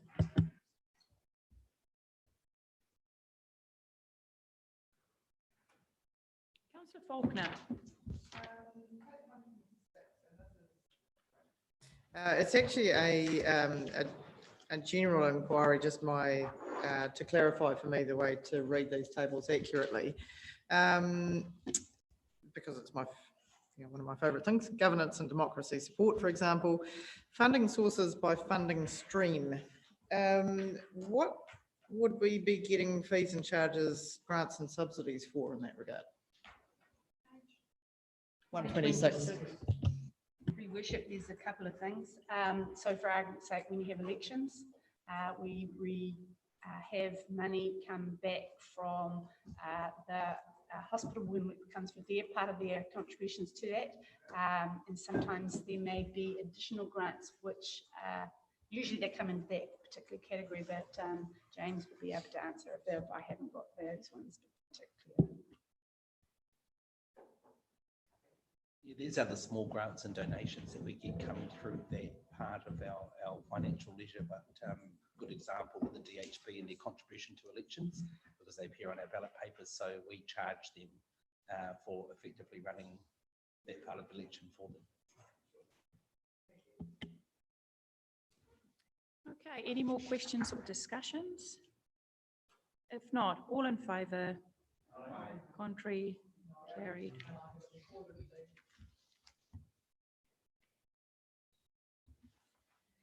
Thank you. Now we're going to move to a very big You asked that it be noted, and Coral knows that. No one else asked that it be noted. So please, people, speak up if you want your name noted. We are now moving on to another extensive report, which I do want to ask you. First, we're just going to go through our financial report before we go to our big quarterly reporting. So this again, thank you, Pauline, for preparing this. Any questions or queries? We are on page 130.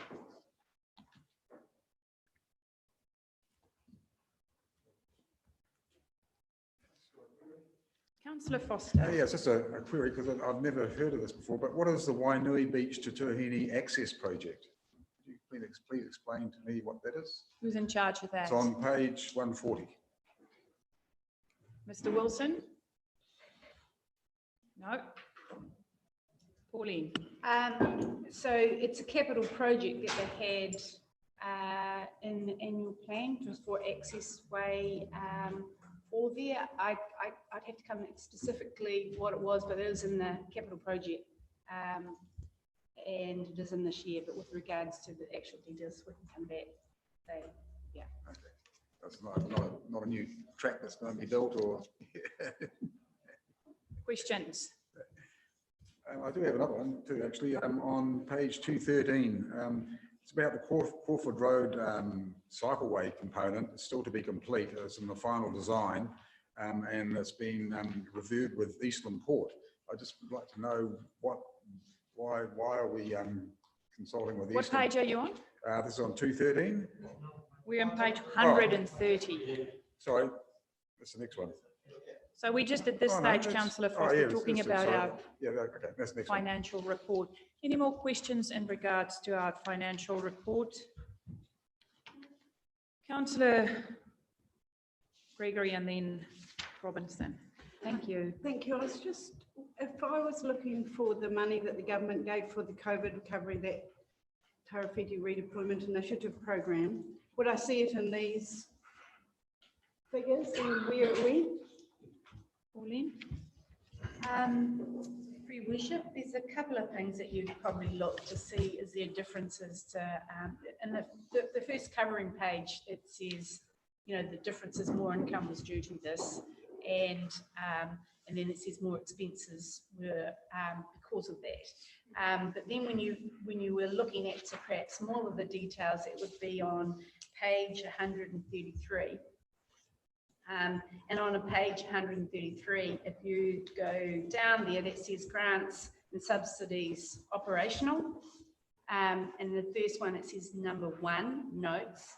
There's 26.6 million compared to what we expected for the budget, which is 9.5. And predominantly, the increases relate to those. And then you've got a further note that says on number 1, relating to those higher subsidies. But so that's where you look at it. And then on the same sort of vein, you'd see the expenditure and number 7 is higher. And that relates to the expenditure matching the grants for those particular grants coming in. Thank you. Councillor Robinson and then Dowsing. Page 135, under the renewals, it says that we've spent 9% of the stormwater renewal budget, 32,000 versus 343k. Can someone, given stormwater is such a significant contributor to issues around our bay, can someone please confirm for me that we're going to really put some energy into bringing that 9% up to 100% within the period? And I read the rest of the paper, Mr. Wilson, and I saw that I couldn't reconcile that figure with the one on page 139, which talks about 787,000 being spent on stormwater of a budget of 1.4 mil. But I just want some reassurance that, you know, some real energy has been pumped into that area and that we'll get that 9% up to 99%, please. Through you, Madam Chair, that relates to the spend that was carried over from last year. So we're focused on delivering that part of it. The 9% relates to the funding for this financial year. That work has been contracted and is underway. Will that be completed within the financial year as expected, as budgeted? Through your worship, yes, it will. Thank you. Councillor Dowsing, no question. Councillor Seymour.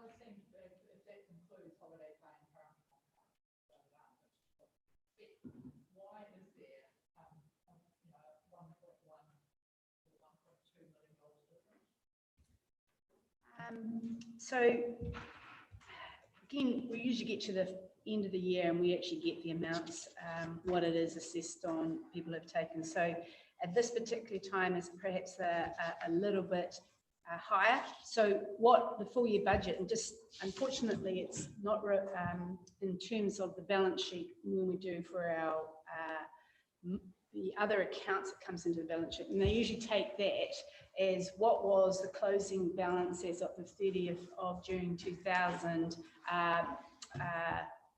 This, when we did this, would have been 19. And so, and then they say, what is the movement? So whatever the position was at 2019 may have been a little bit lower to what we have now. So it's at the end of the year you would expect to see a little bit more of a difference in coming back into alignment.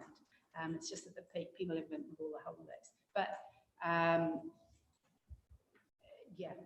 But if that's the explanation, that the year-end budget or the budget wasn't accurate, if you extrapolate that out, how many other line items does that apply to? No, what wasn't it saying, how do you take some of the things like accounts payable, accounts receivable, those kind of things, most of them, or even your cash.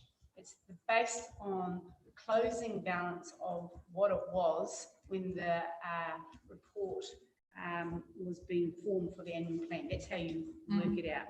And then that's the basis that carries on through with it. The actual balance sheet is what it is at that particular point in time. Does it mean that we've, which is the more of the pertinent question, is there more of a liability than what we should be carrying for employees than normal.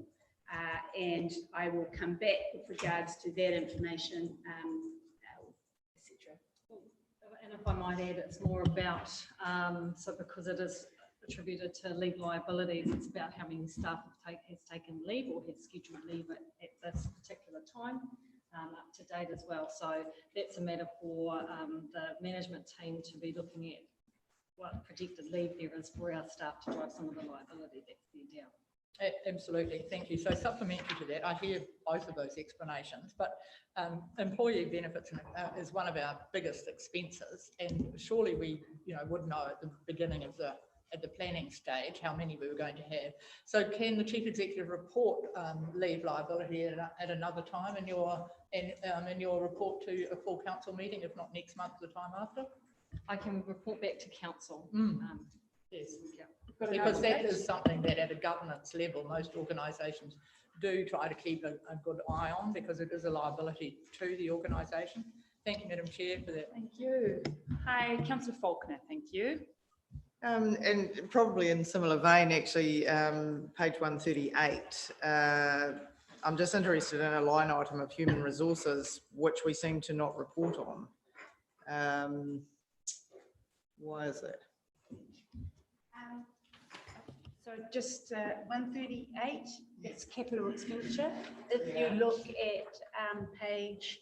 point there on information services.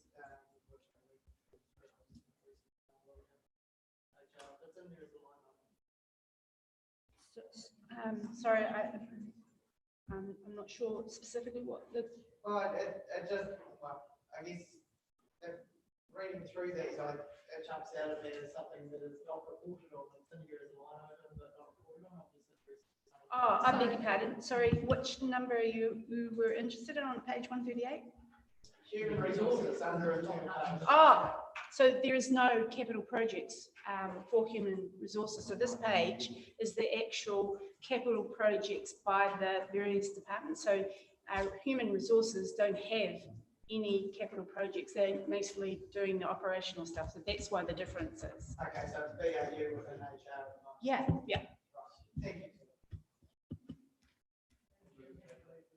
Moved by Councillor Seymour. Any more? Seconded by Councillor Robinson. Any more questions or queries? If not, all in favour, contrary carried.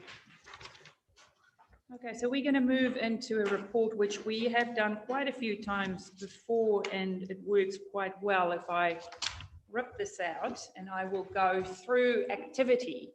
So what I'm going to ask you, I'm going to open up and we'll get the pages sorted.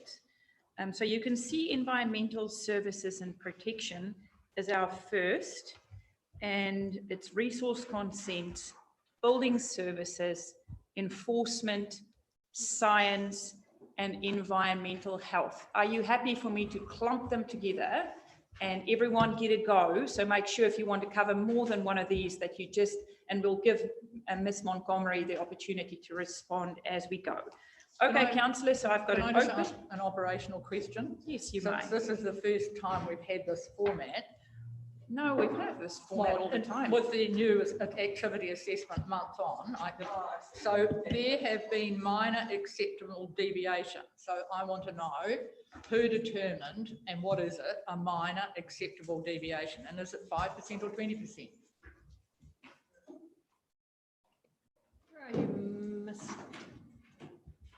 Are you able to speak to? Well, it's just in the descriptor right at the very front, so we know what we're looking at. So Tim, can you just make a comment? You might not have heard the question. Councillor Seymour, can...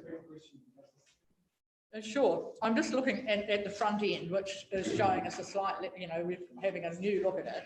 And at the very bottom of the page under monitoring, and it says new format, monitoring, and it's going to tell us there have been minor acceptable deviations from plan. And what I'm asking is, I imagine finance team, but who determined and what is acceptable? Is it 5% or 20%? We don't know what you've determined that a minor acceptable deviation is. Could you point to whereabouts in the page? Right at the very bottom of the page, you've got a yellow box, and under the yellow box yes. is your explanation. Sure, right. Yeah. So these minor changes to the formatting. No, minor change to the deviation from the plan. No, so yeah, the changes that are written into that front page, front report reflect some requirements from the previous quarterly activity report from councillors that suggested a little bit of clarity in the way that this information is portrayed. The green and yellow, yeah. So basically, it's an assessment. Well, there's no quantification of what a minor acceptable deviation is in terms of level of service. I suppose it's if off track would mean that we are clearly not meeting our level of service, and on track is progressing as planned. The yellow is really if there is something where we might need a little bit of extra attention, or there is an issue that may have come up that may have had a slight impact, but doesn't mean that we wouldn't meet our performance measures when it's looked at over an annual basis. So there's no quantification of that. So it's a subjective measure that the activity managers who are managing the activity present to you for your assessment as to whether or not it's acceptable. Okay, so councillors, the first one is page 148 to 175. So that's the section that is now open. If you've got any notes or questions, I have got Councillor Akuhata-Brown. My question is in regard to protect our district's heritage, because we have some heritage sites that we often deliberate on: Peel Street toilets, Churchill Park jail. I just want to know how do we forecast growth or change in those spaces? How much does the heritage hold us back from going forward, respect to, say, those two sites or any heritage? You know, we want to protect it because it's fundamentally part of our story. But I often sit in here and we debate, especially the Peel Street toilets, and it comes up as a heritage site. So I'm just, how do we navigate that space better, moving forward to making good decisions, etc. Ms. Montgomery. So through you, Madam Chair, the main crux of the protection of heritage that's addressed through resource consents and identification in the Tairāwhiti Resource Management Plan. That information comes obviously from local sources, but it also comes from Heritage New Zealand. So it's a statutory protection, if you like, under the Resource Management Act and under the Heritage New Zealand Act. So debates around whether you look after the Peel Street toilets or not, that sort of sits in a different space. This is the statutory protection that's afforded to those items. When is it reviewed? Like from a heritage space, do they review that? So as that part of the review of the Tairāwhiti Resource Management Plan, that will be looked at and reviewed. Also, if something new comes up through Heritage New Zealand, if there's new information or discovery perhaps of an archaeological site, then Heritage New Zealand register it, and then when you review the plan, you add that, generally speaking, to the council's register. Let's just ask anyone. Oh, you just ask a process question. Go, Councillor Seymour. Thank you. With respect to resource consents, we've got a lot of targets not met. And if I look at page 150 and the progress on plan years 1 to 3, every single one of those boxes, apart from promoting pre-application meetings, which is going to happen later, they're all a reason why they're not happening. And I note further on that there's still a shortage of employment. If you look to page 152, the overall target of consenting is 95%, and we've met 45 and 42.7. And then in the next box, we've set a target for good practice at 95%, and we're not even undertaking that audit. If you turn then to page 159, and we still have a parking policy and dog control bylaw currently under review and to be scheduled in 2021. I'm really concerned that we understood this issue around our consenting department for some time, and we haven't made much progress. Then if we go to the bylaws, which I know is 2 questions to you, look, we went through a whole bylaw process last year and we haven't finalised that. What confidence can we have that we will meet the commitment to do those 2 bylaws in 2021? We're still talking about the heavy traffic bylaw and putting it away to one side and waiting for something else. We just don't seem to be on top of some of that responsibility. So to answer the resource consent question first, you obviously took part in the deep dive that we had into resource consents. Some of the numbers are looking better, which is comforting for me to see. Though, as you say, they're still not near the targets, but it is improving. To improve the numbers of consents going through, some of the other work has to be balanced against that. So it is very much a balancing act at the moment. As you know, there's still recruitment going on in that space to strengthen those teams. We are, as you know, using consultants. They are running close to capacity as well. So that then leads us to the notion that it is not just a Gisborne problem, but a national problem, if they're running close to capacity as well. The second question in relation to policies, I would have to defer to our policy team who writes and prepares those bylaws. So yeah, for your worship, what page were you referring to, which bylaws? The bylaws are on page 159, and in the middle of the page we're going to develop a parking policy that balance fees charged for parking with the availability of parking, and we're going to do it in 2021.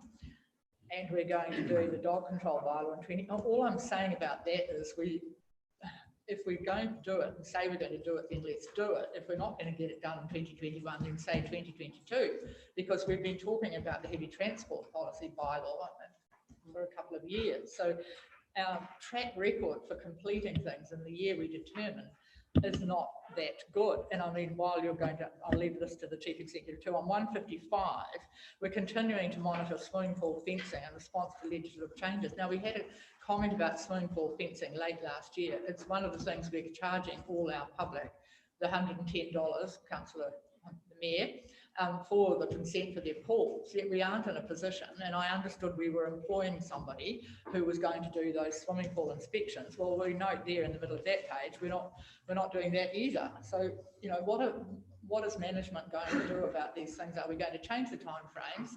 Are we going to seriously try to meet the commitments that we're purporting?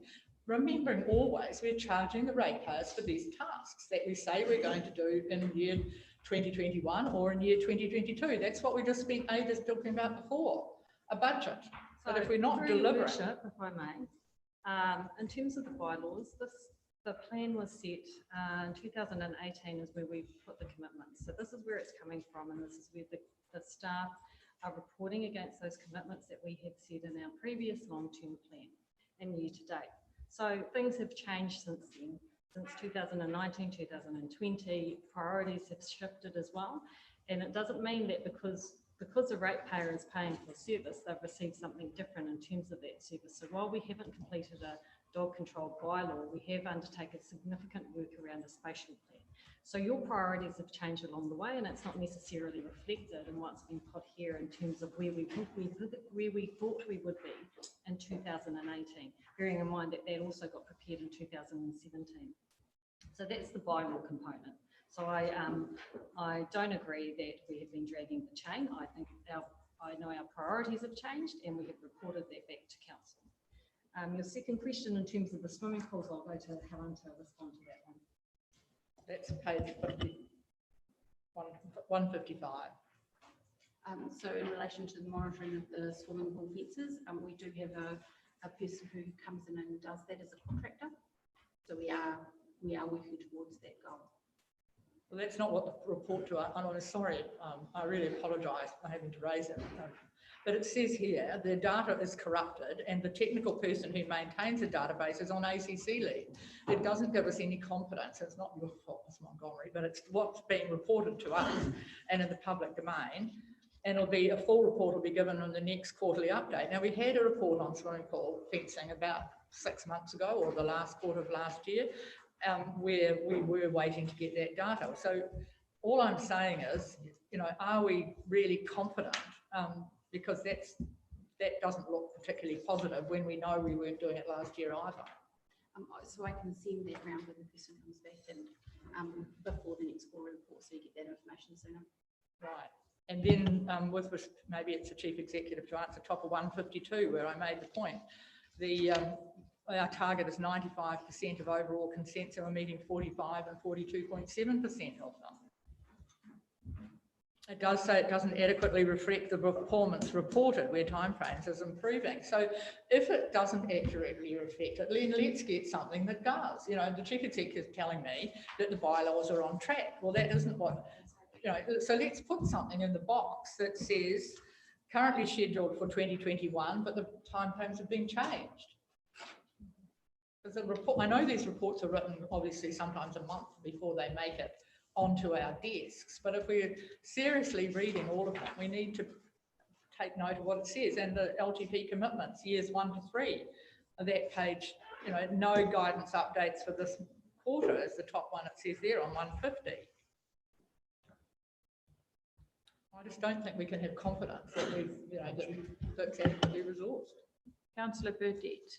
Yeah, and I don't know if this is the appropriate place, but given we're talking resource consents, we have a JMA with Nice Pro, and they're in the process of gearing up to offer that in the future, and we're assisting them. But the current practice is all people who are looking for consent, all organisations and individuals that are looking for consents come here to the council.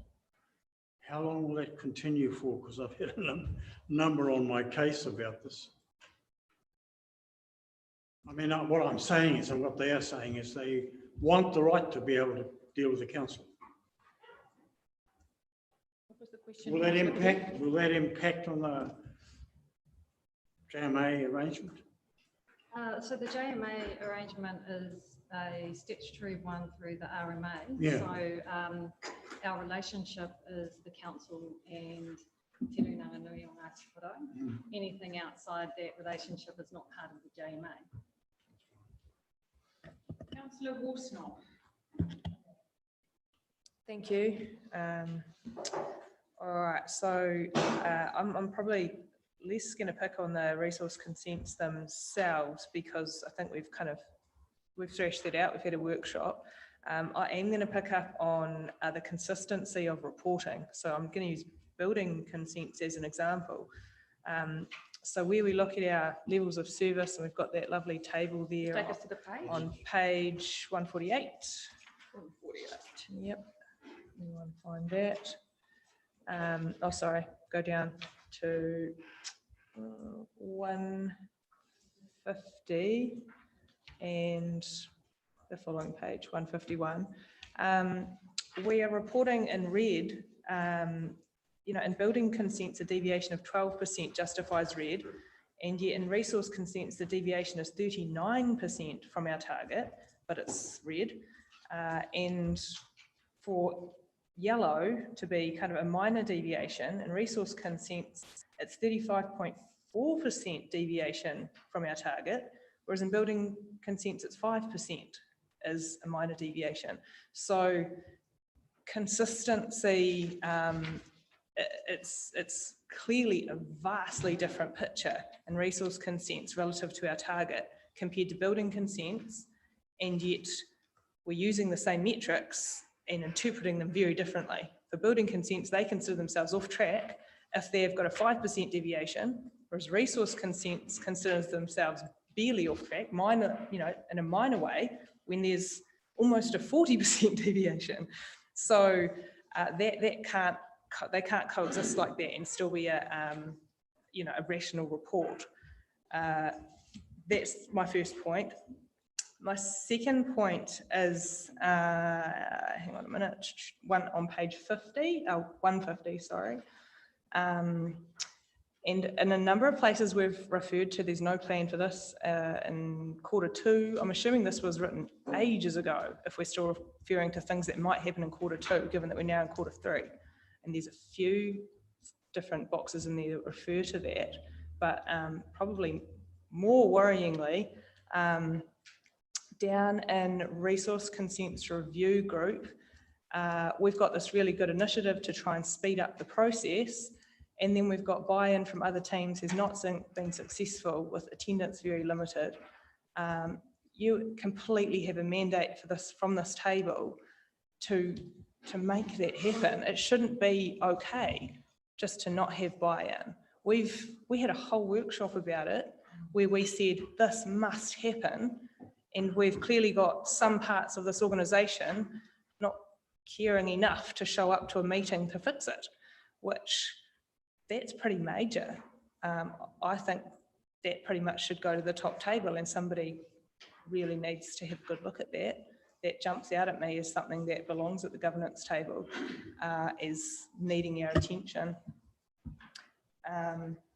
Sorry, if I could yes, make sure. a comment on that, that actually is a management issue that needs to be dealt with at a management level and shouldn't have been made its way into this, because that's the conversation that and the processes that we need to be putting in place at our level, because there are, in terms of the buy-in that's prospective, there is also an issue of workload pressure as well. So I shouldn't have made it here. That is a management discussion. Be that the case, the outcome of that is what we're looking at. And so, like I say, it's for us to say that we're monitoring the outcome. The outcome's not measuring up. If that's one of the reasons, that's by the by. It is for you to fix it. We don't really care how it happens. It's just to address it. And if one of the reasons why it's not happening has appeared in here, that's relevant to me. But we can see that while it's moving, even if you extrapolate this out 5 years, we're still not going to be anywhere near our target at this rate of movement. So do we need to kind of kill some sacred cows somewhere? Is there something, and I think we talked about this in the workshop, it's still here this time later. Are we still going to be here in 6 months' time saying, oh yeah, we've picked up another 2% when we need to pick up 20? I think that we need to think bigger about this, and I don't want to do another workshop. I want you guys to come back with something that's going to materially move this, because you know more than we know what's going to shift it. So that's the end of that bit from me. On page 166, implement the regional pest management plan. I brought this up in every single one of these reports that have come to us, and it is still sitting there. We cannot use Waiangake as us implementing the regional pest management strategy. It is a different project. They don't belong together. There's applications for it in the PMA areas further down on page 168. By all means, that's where it belongs. We should be using that money that we rate for in those areas region-wide, not in our specific project areas. I'm probably going to chuck my toys out of the cot really badly if I have to raise it at the next one as well. So can just slow down. So just give Ms. Montgomery someone to respond. No, you're right, Councillor Wilson, you have raised it, and it should not have appeared there again. So we will ensure through the team down the back that particular aspect around Waiangake is in our response to implementing the pest management strategy. Okay. Thank you. So we still open page 148. Oh, Councillor Dowsing. Thank you. Just a quick one. And it was around the inability to get an update on pool inspections. What page? Sorry, it's on page 155, third paragraph in the boxes there, and the progress on swimming pool monitoring. My question is the technical person who maintains the database, who's on ACC leave, is he a staff member or is he a consultant? Is it in... Okay. So Ms. Montgomery? Yes, so the person who maintains the database is a staff person. And as I said to Councillor Seymour, I will circulate that when I get back. No problem. And how many independent database do we have that are at risk of corruption and only have one staff member who knows how to use them? Is it a high risk area? Or are we do we have a lot of data at risk in this way? Because if we've only got one staff member who's capable of doing it, do we have external resource that could be looking at this database, checking that it's not corrupted? We could have gotten the information out of our IT team, but they've been quite pressed at the moment. It's better for us or the person who knows the system to undertake it. We thought that they would be back in time. That was my, so I apologise. No, that's not, that's closer to us answering my question actually, is that IT have the ability to access this database if required, not just the sole staff member. And that answers the question about whether we've got database at risk across the organisation. If IT can handle it, then that's fine. Thank you. But supplementary wasn't the person that did the inspections a contractor? Yes. Okay, then we're going to move on to infrastructure. Thank you, Ms. Montgomery. You wanted to say something, CEO? No? No? Who's our next person? Mr. Wilson, please come and take the hot seat. It's page 176 to 217. What's that? What do you want to do? Well, go for it. This is your chance. Enforcement. Ms. Montgomery, keep your eyes peeled. Sure, because- I can address it from here. If you look at the top of page 161 and look at the commentary, take that on board and then look at the figures. That tells you how well our staff have done. I'm talking about the animal control people, but they're still copping flack from the shift to the transport agency. We've tried unsuccessfully at the roading committee meeting to get some satisfaction. Where it will go, I don't know, but if this morning's incident is anything to go by, as I hit the end of the Juru Strait, there were about 40 cattle on the road, main highway, so I had to backtrack and get someone to, they weren't ours, but I had to backtrack and get someone to deal to that. Our folk, our staff cop flack for that when it's not their responsibility. So all I'm saying is we need somehow internally to either put signage on the road or rev the transport agency up and make them take some positive action. I mean, after all, the contractors down as they're a roading authority, they build roads. They're not stock control people. I know most of the people who are dealing with this, and the poor beggars, they get a hard time. But all I'm asking and saying and backing these people that work for us, they do a very good job. But right at this point in time, they're being unfairly bagged, if that's the word, for what's not their responsibility. Thank you for that, Councillor Bidette. And when we are on the radio, we do hear that good feedback also from how responsive they are in a vast area. So thank you for raising that. So we are going to move on to our next section. I see Councillor Cranston's hand is up. It's page 176 to 217. That's urban stormwater, wastewater, water supply, land, rivers, coastal, GDC journeys, solid waste. A massive chunk of work. Councillor Cranston, you are first, and then Councillor Foster. Yeah, thank you. Under land, rivers and coastal, page 197 up the top there. I've made no secret that I am disappointed with the progress of this. The operating revenue shows a favourable variance of 240k, mainly due to the recognition of the 220 of Trust Tairāwhiti grant income for the Waikanai to Waipoa cycle trail. Is that at risk, or can it just roll into the next year? Through your worship, we've been in discussions with Trust Tairāwhiti around the remainder of the grant, and we'll be bringing back an agreement between us as to what work we will be progressing that we are able to undertake on behalf of Trust Tairāwhiti and which component they will undertake themselves. Okay. Page 204, solid waste. What did I have there? 204. Oh, the contract issues with the litter bin contract. Is that the main part of that 249, or is depreciation the main part of it? And is the contract issues resolved? Through your worship, the contract issues have been resolved. A large chunk of that is the depreciation, which is what we're working through to make sure that we come on budget by the end of financial year end to accommodate those costs. Okay, and the last one was just on the buses. I mean, we have talked about this in regional transport, but in the survey, we've got 100% of the people are actually determining the system's excellent, but it's actually decreasing in usage. So is the word not out there that it's excellent or something?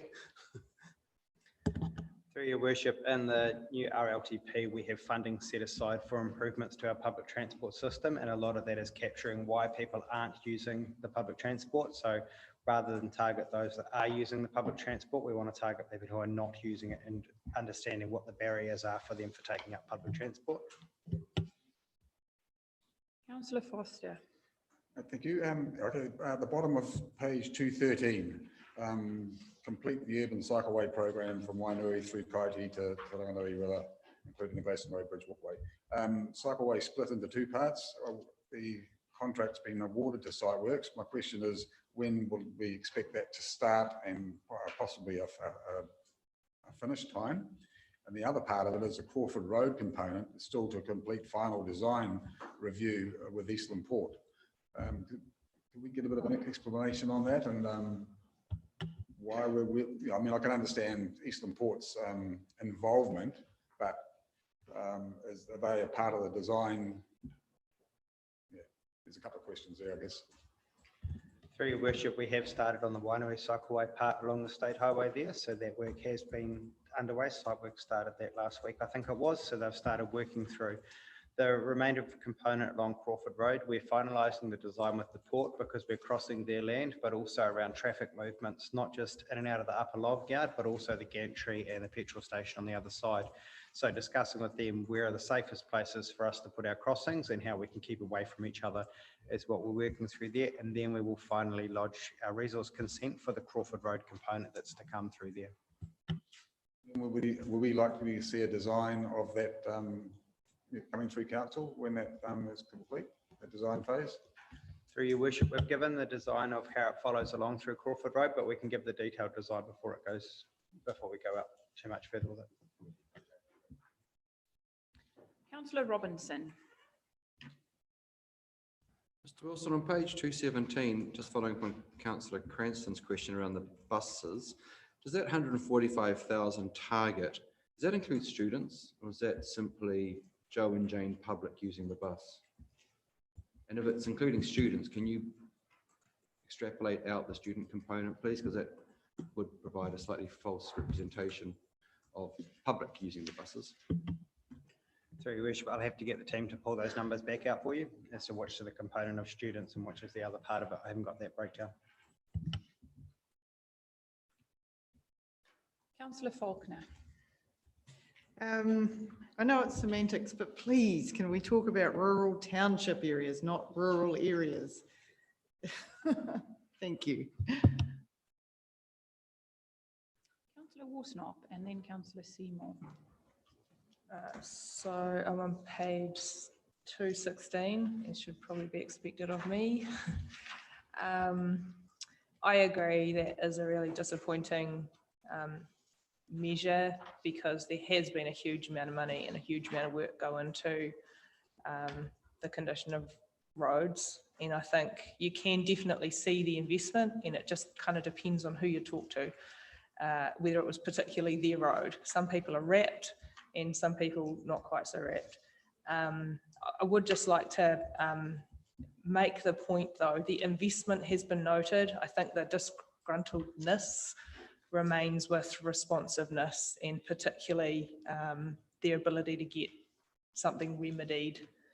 So it's more how long the RFS has taken, things like that. The investment itself, from my feedback I've had anyway, is acknowledged and is appreciated. And just on, I think I raised this last time and I'm not sure when, I'd like to get an idea of when I might be able to see it in here. Can we please have the unsealed network added to one of those tables in terms of the, percentage of residents satisfied with the conditions? We have it for local sealed network. we pour an inordinate amount of money into the unsealed network, and given that, we should be monitoring that as well. Please, am I able to get an idea if that's possible and by when? Just in terms of, so in the activity reporting, for the long-term plan, there are performance measures in there. We've actually proposed that we stick to the mandatory measures and not include additional measures in there, because the mandatory measure picks up on terms of customer complaints that are received. We already know that any perception level that you do around roads, and this is done nationally, that satisfaction is never going to hit the benchmark, which is why the mandatory measures are the ones that we are going to be using for consideration tomorrow. Just on that, and my reasoning for plugging the fact that we need the ability to monitor it is that we have said over our LTP, we are going to be potentially managing degrade in some areas from sealed to non-sealed, and concentrating on drainage rather than, there's a whole bunch of things that go into that. Because we've said that, I feel like I need to see how that is going, and to what extent it's moving, or else how do we monitor it? Through your worship, there's a number of new monitoring changes around the way that the roads are operating. So, excuse me, through our OPM scores is one of the things that we've talked about bringing up to council around the roading network and how it's going. So we have the 3 monthly checks of what's happening on our network, where we get the inspectors to go through, randomly check the roads for roughness, drainage, all of those things. That's part of the increased reporting that we're going to be bringing up. It falls outside of this reporting mechanism that we have here, but that's part of our operational reporting that we've already said that we will bring up, so that you can see how the conditions of the roads are going up and down. Just further to the comment around the PGF funding and the score not being where we'd hope it to be, we've got some measures as part of our PGF spend reporting that we have to do back to the PDU, and that's something we're going to bring back to council. And some of the things that take it away from being anecdotal are the likes of some of the big forestry companies have already seen a drop in their R&D costs because the roads aren't hammering their vehicles as much. So we can see some of those tangible things which we're bringing back, which counter some of the people's perceptions, and that's the hard evidence that we want to bring back, because they're already seeing a drop in the use of tyres and wear and tear on a lot of their machinery. So those are the things we'll bring back as part of our reporting to the PDU, because that's the hard evidence that we have, but we're still collating that at the moment. So I just had one other question on page 244, where we talk about the progress being made with Tamanuhiri. We've had, I know, one meeting, but it was quite some time ago now, and they left very much with the expectation that it didn't get much beyond introductions really, and I believe they're probably wondering where we've gone. When is, are we able to accelerate that?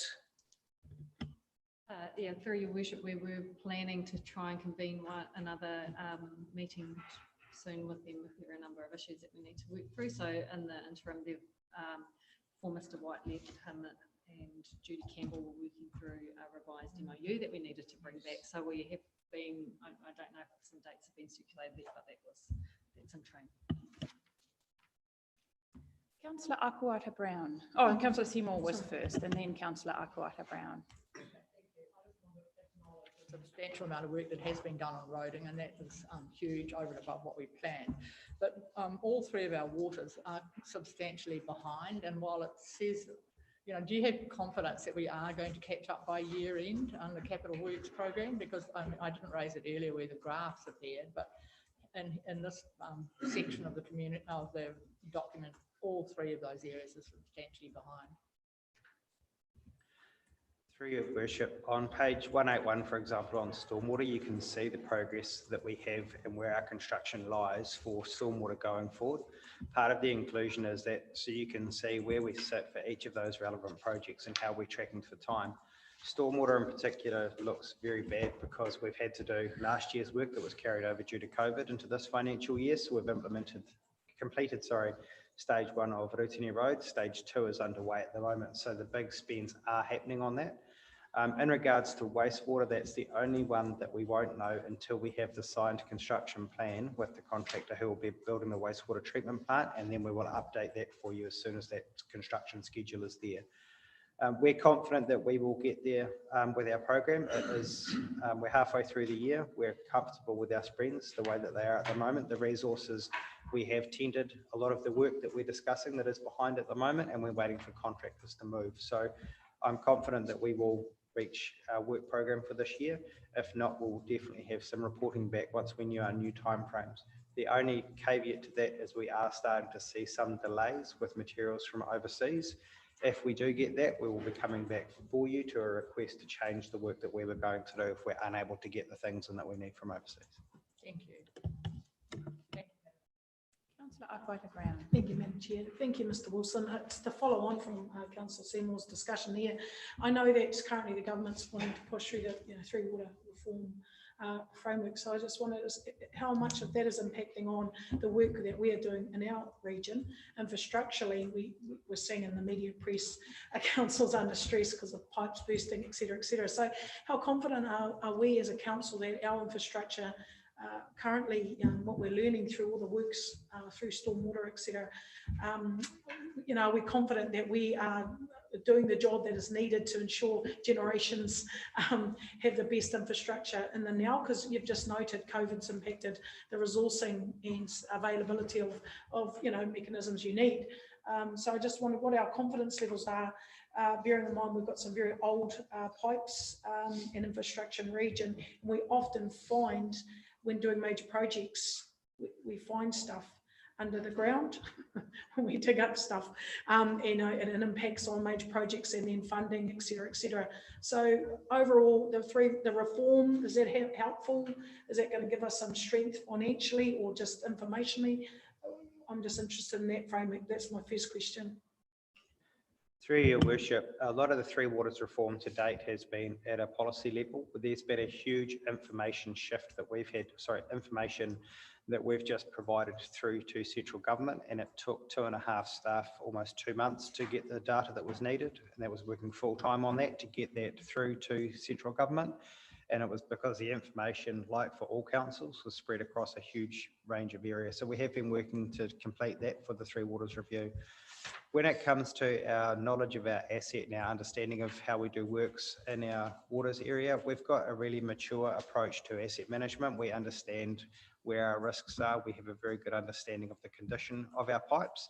And saying that, it's all underground. We're only as good as the last time we put the camera down there. I mean, constantly checking on the network. But that's where a lot of that CCTV cameraing is really important for us to understand the condition assessment for pipes, that even though they might convey water, it's understanding the condition of those pipes and how long before those need replacing as well. When it comes to doing works in the water space, this is something we do all day, every day. We understand, we know our risks. This is a renewals program that the team are really good at rolling out. We don't have the same sort of issues that other major projects do when it comes to things like contaminated land, because the pipes have been down there for 100 odd years in some cases. So we understand our roading corridor. It clashes with other services where we find things that aren't supposed to be where they are in the ground that normally catch us out. A question posed to me often is how much our pipes leak in respect to when we have water shortage, so keeping that in check, but you've kind of outlined that we're in good stead. My last question is simply, in recent media, the staff member that received an email was on holiday. Do we have a mechanism to ensure that we don't have that happen? That was in respect to the water quality in small communities down in Otago. Madam, I guess, when someone has sent a response email to concerns around, water levels being concerning. We don't have that issue, do we? Where someone sent an email, they're on holiday and nothing gets done. No, not at all. Oh, yeah.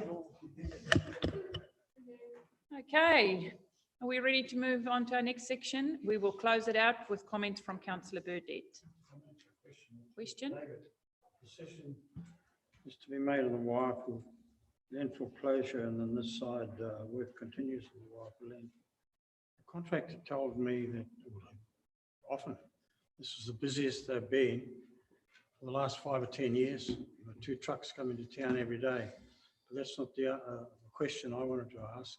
given that they're going up in the air and digging into the old rubbish dump, what are our intentions re this? Because the consent runs till 2025.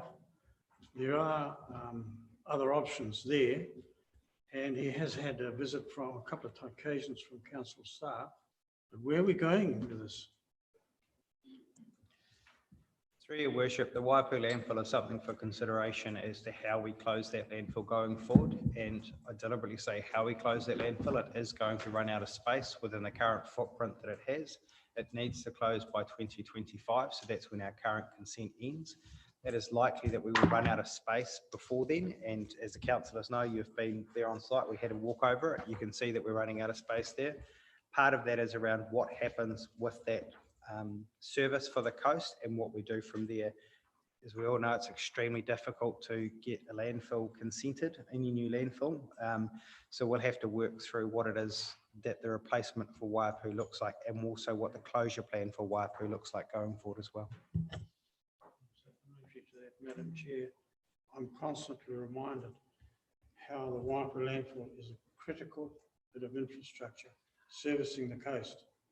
So any decision we make will have to be well extrapolated. Thank you for that, Councillor Padu. Last question, Councillor Seymour, before we move on. Just supplementary to that, Nishi, because the Toliga and some of the other transfer stations go to the Waipu landfill, don't they? So we have a time frame by which a decision is going to be made? Because the process of consenting will take a couple of years, and the consultation, etc., etc. And if, as Councillor Burdett has just alluded to, there's been a substantial increase in volume, I don't know whether there has, that's all got to go somewhere. So I mean, we do need to have a time frame like 2023 or something that we're going to have made up our mind what we're going to do. Through your worship, staff have started the planning for this now. The landfill still takes under 1,000 tonnes per year, so it hasn't gone anything over the 1,000 tonnes. 1,000 tonnes is the number we talk about because that's the Ministry for the Environment's guideline around when you have to start reporting your tonnages for the waste levy. So we're still nowhere near that when it comes to waste going into Waipu. For the landfills, they are already reverse logistics back down to town. So we are bringing waste down anyway. We bring the recycling back down from the coast. So the option for us going forward, we will bring, but we have started the project planning around what happens at Waipu. Again, have to reiterate, is it extremely difficult to get any consent or find a suitable site for a landfill of this size? And you'll have to make that as part of your considerations going forward. And supplementary to that consideration, because we haven't really looked at waste for ages, can we look at a more formalised recycling of not just the recycling that we take now, but like some other communities do, where there is actual recycling happening within the context of solid waste? Not just our pickup once a month, which is quite good, but is there an opportunity to look at recycling facilities on site? Through your worship, we've indicated a review of the waste minimisation and management plan, and that's something that we're undertaking. We're just getting the resourcing in place within the solid waste team to be able to take that forward this calendar year. So we will be bringing a number of options back to you around what it looks like for recycling. There is also some discussions that need to be had regarding the contract for waste management within the region as well, down here in Tūranga. So there's a conversation that is coming up to align with those contracts and the way that those things are going forward. Okay, we're going to move on to our next section, which is the livable communities, cultural activities, recreation and amenity. Thank you, Mr. Wilson. Page 218 to 233. Thank you, Mr. Beatty. Thank you, Ms. Sutherland. Please grab a chair.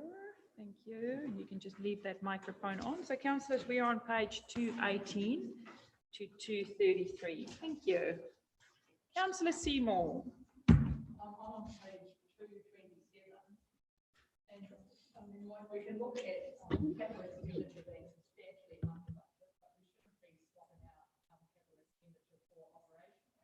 And operational looks substantially over budget, and it looks like you're forecasting even to year end that it is going to still be substantially over budget. So can you talk to us about what's going on there that shows both in the box of controllable operating expenditure looking like being $1.2 million overspent by year and then obviously the deficit would have ended up being substantially different. So is there some Through you, Madam. issue going on in there that wasn't budgeted for? Through you, Madam Chair, that is referring to the redeployed workers funding, which we didn't predetermine that we would receive. So $1 million of that is due to the Kaitiaki project stream. So Right, so but you haven't explained why we've done less capital. We budgeted X amount of capital, but we've made some substantial savings in that area. So the capital projects are progressing to year end with a number of them, such as the street tree planting program. We still have winter planting to happen later in the financial year. And the Midway Waikanai project, we've reviewed that concept design and have taken out a component, which was a walkway cycleway in front of the Midway area there to do a playground upgrade, which is still to be delivered by year end. Right, so then in the supplementary, Madam Chair, in that capital spend, while it's forecasted to be over $1 million different, is that new money that came from the PGU that's been utilised within, so we won't actually be $1 million of ratepayers money out of Kilter? The bottom of the box under capital expense says forecasted year end of 10.4 million against the budget of 8.9. Sorry, I'm just having a look at that capital expenditure amount. I understand that that's referring to the Olympic pool redevelopment project, where we haven't quite spent as much as we thought we would have by this time in the financial year. Thank you. And just since you referred to the street tree program, can you make sure that there is some care and monitoring of the trees once they're planted? Because I happen to notice that quite a few of them are sprouting from the ground off the graft on those cherry trees that have been put in around town, and they need a bit of TLC. Thank you. We will. Paul Roberts has been monitoring those and watering, but you're right, they are really struggling, which has resulted in this sprouting out the sides, and we'll get on top of that. Thank you. Thank you. Thank you.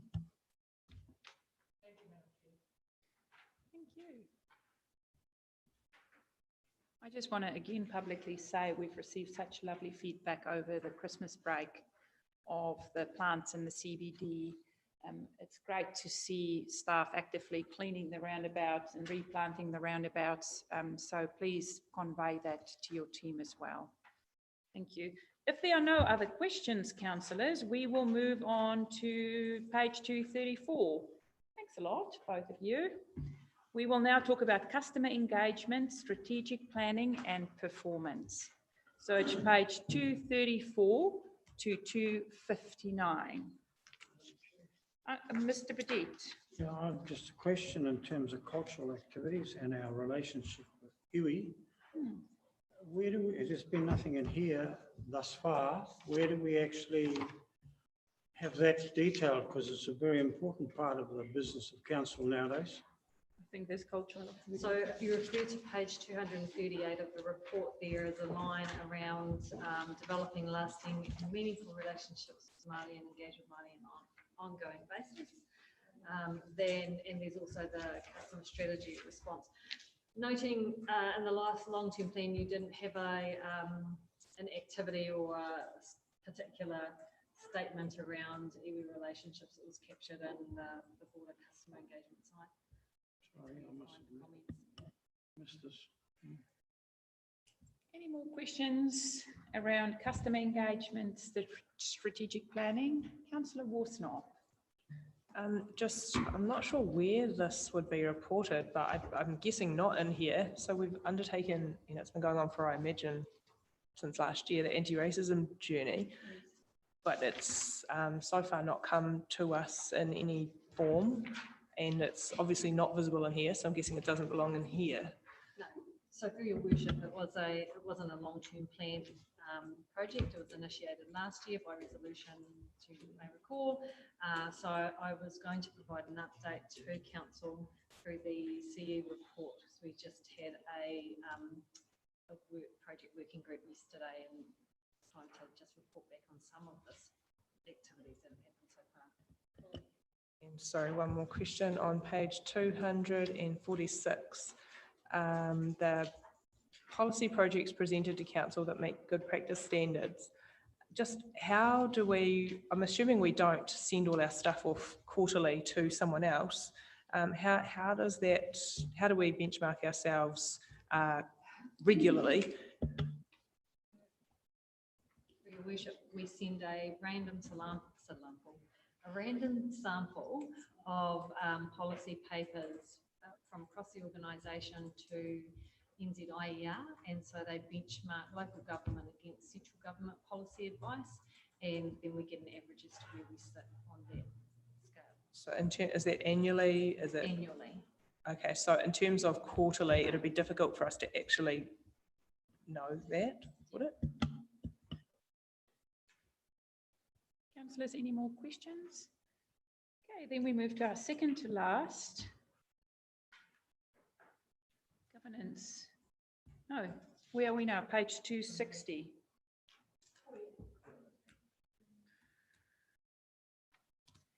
$248. Mr. Beatty, welcome. Any questions of Mr. Beatty? Page are we on, James? 248. Governance and democracy. This area covers us. Oh, look, all the green marks. Councillor Worsnor.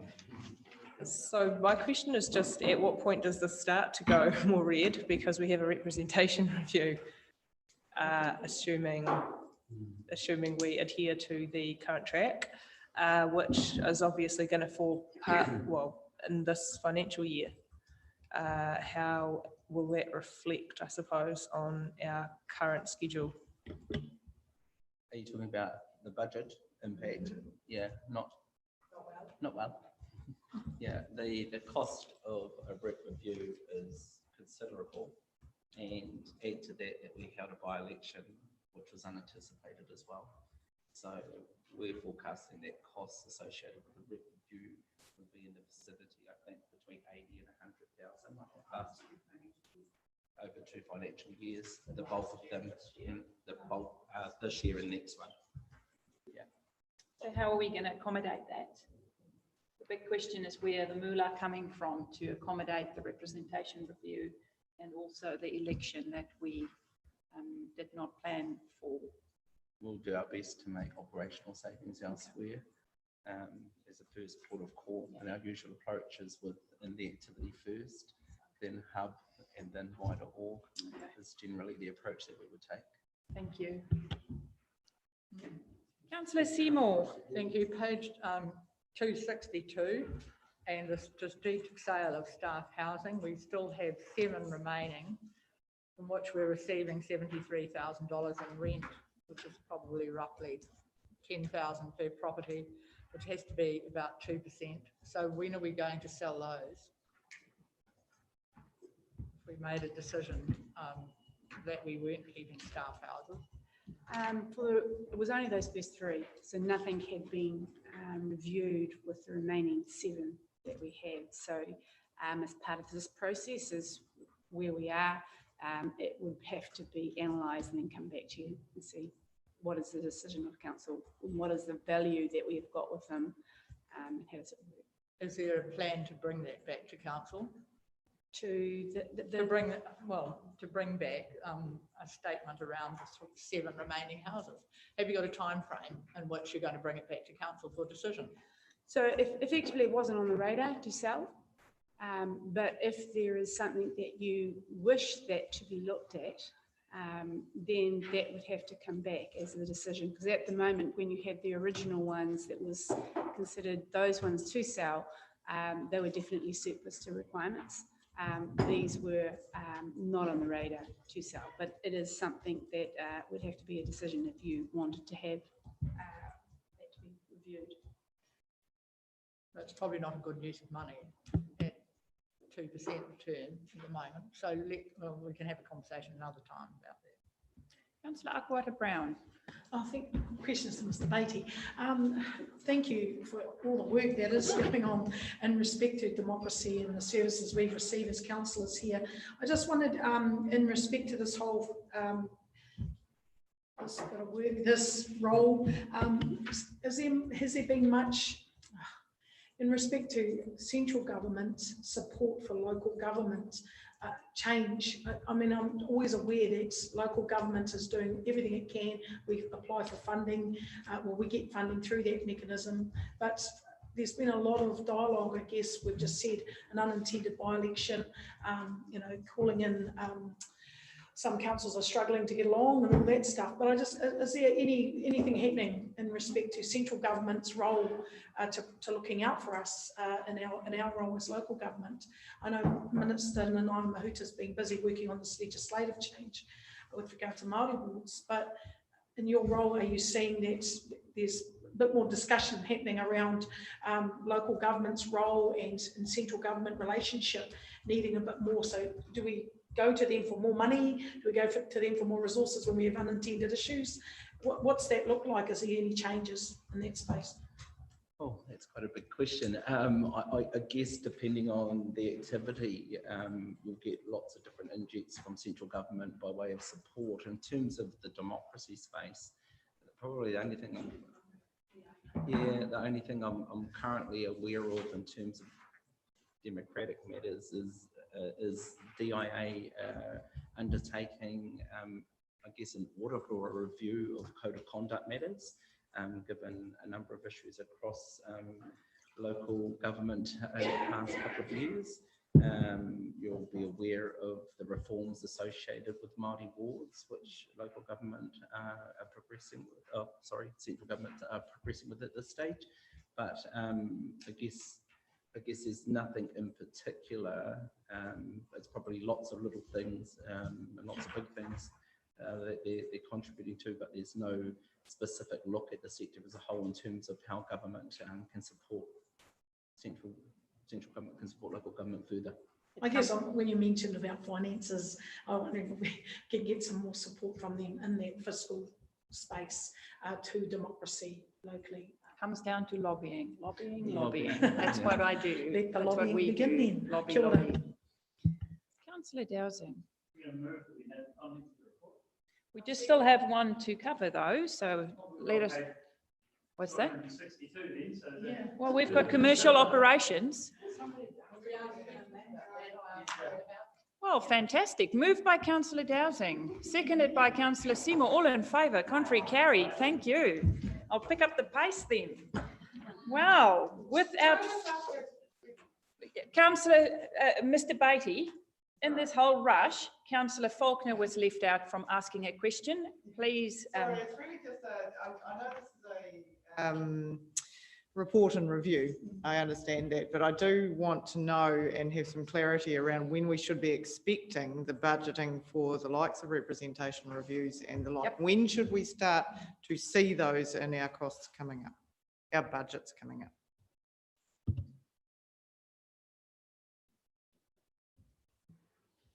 So you'd like some articulation of costs associated with the route review?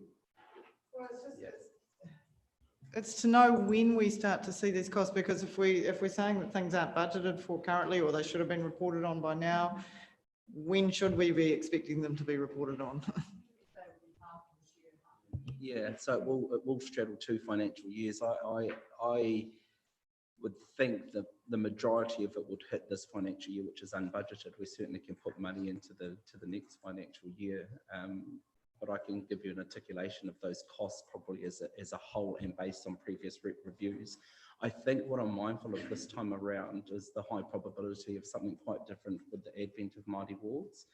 Not to forget that this Monday is the final day for any petition to come, and there is also the pending bill. So the necessity for us to up the ante around engagement for the representation review will be unlike what we've probably had in past examples. And I therefore expect costs to be commensurate with that increased workload and engagement as well. So just to clarify, Mr. Beattie, if legislation carries on the way that the minister is intending it to carry on, that mean that we need to have a representation review with them by September? So we are, we've obviously got a pile of community engagement to assist us to articulate what the initial proposal should look like for representation.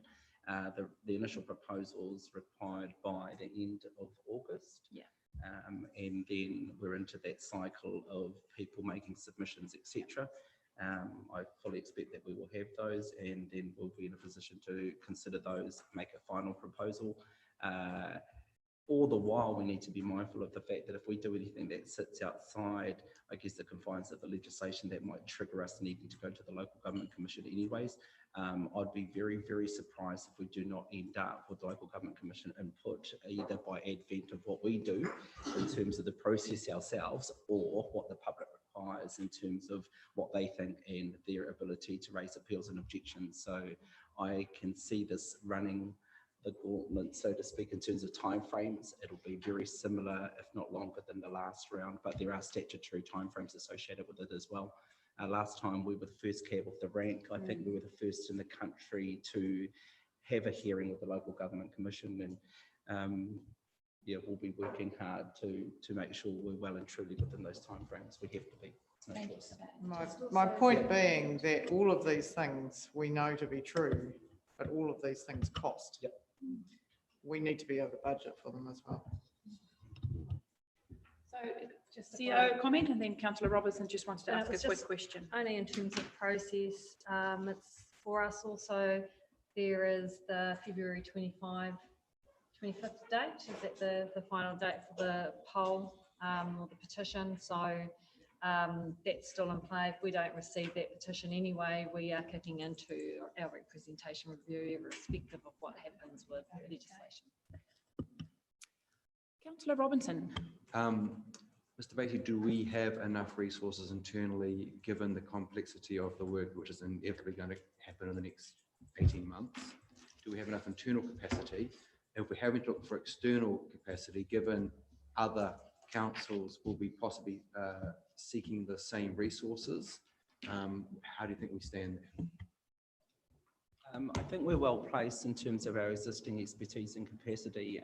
We have our electoral officer effectively on a retainer over the period as well, and Dale Laskowski is well versed with this. I'm also aware of another consultant, if we need to call on them, that's in the industry at the moment, but like you say, he might be getting tapped out by others.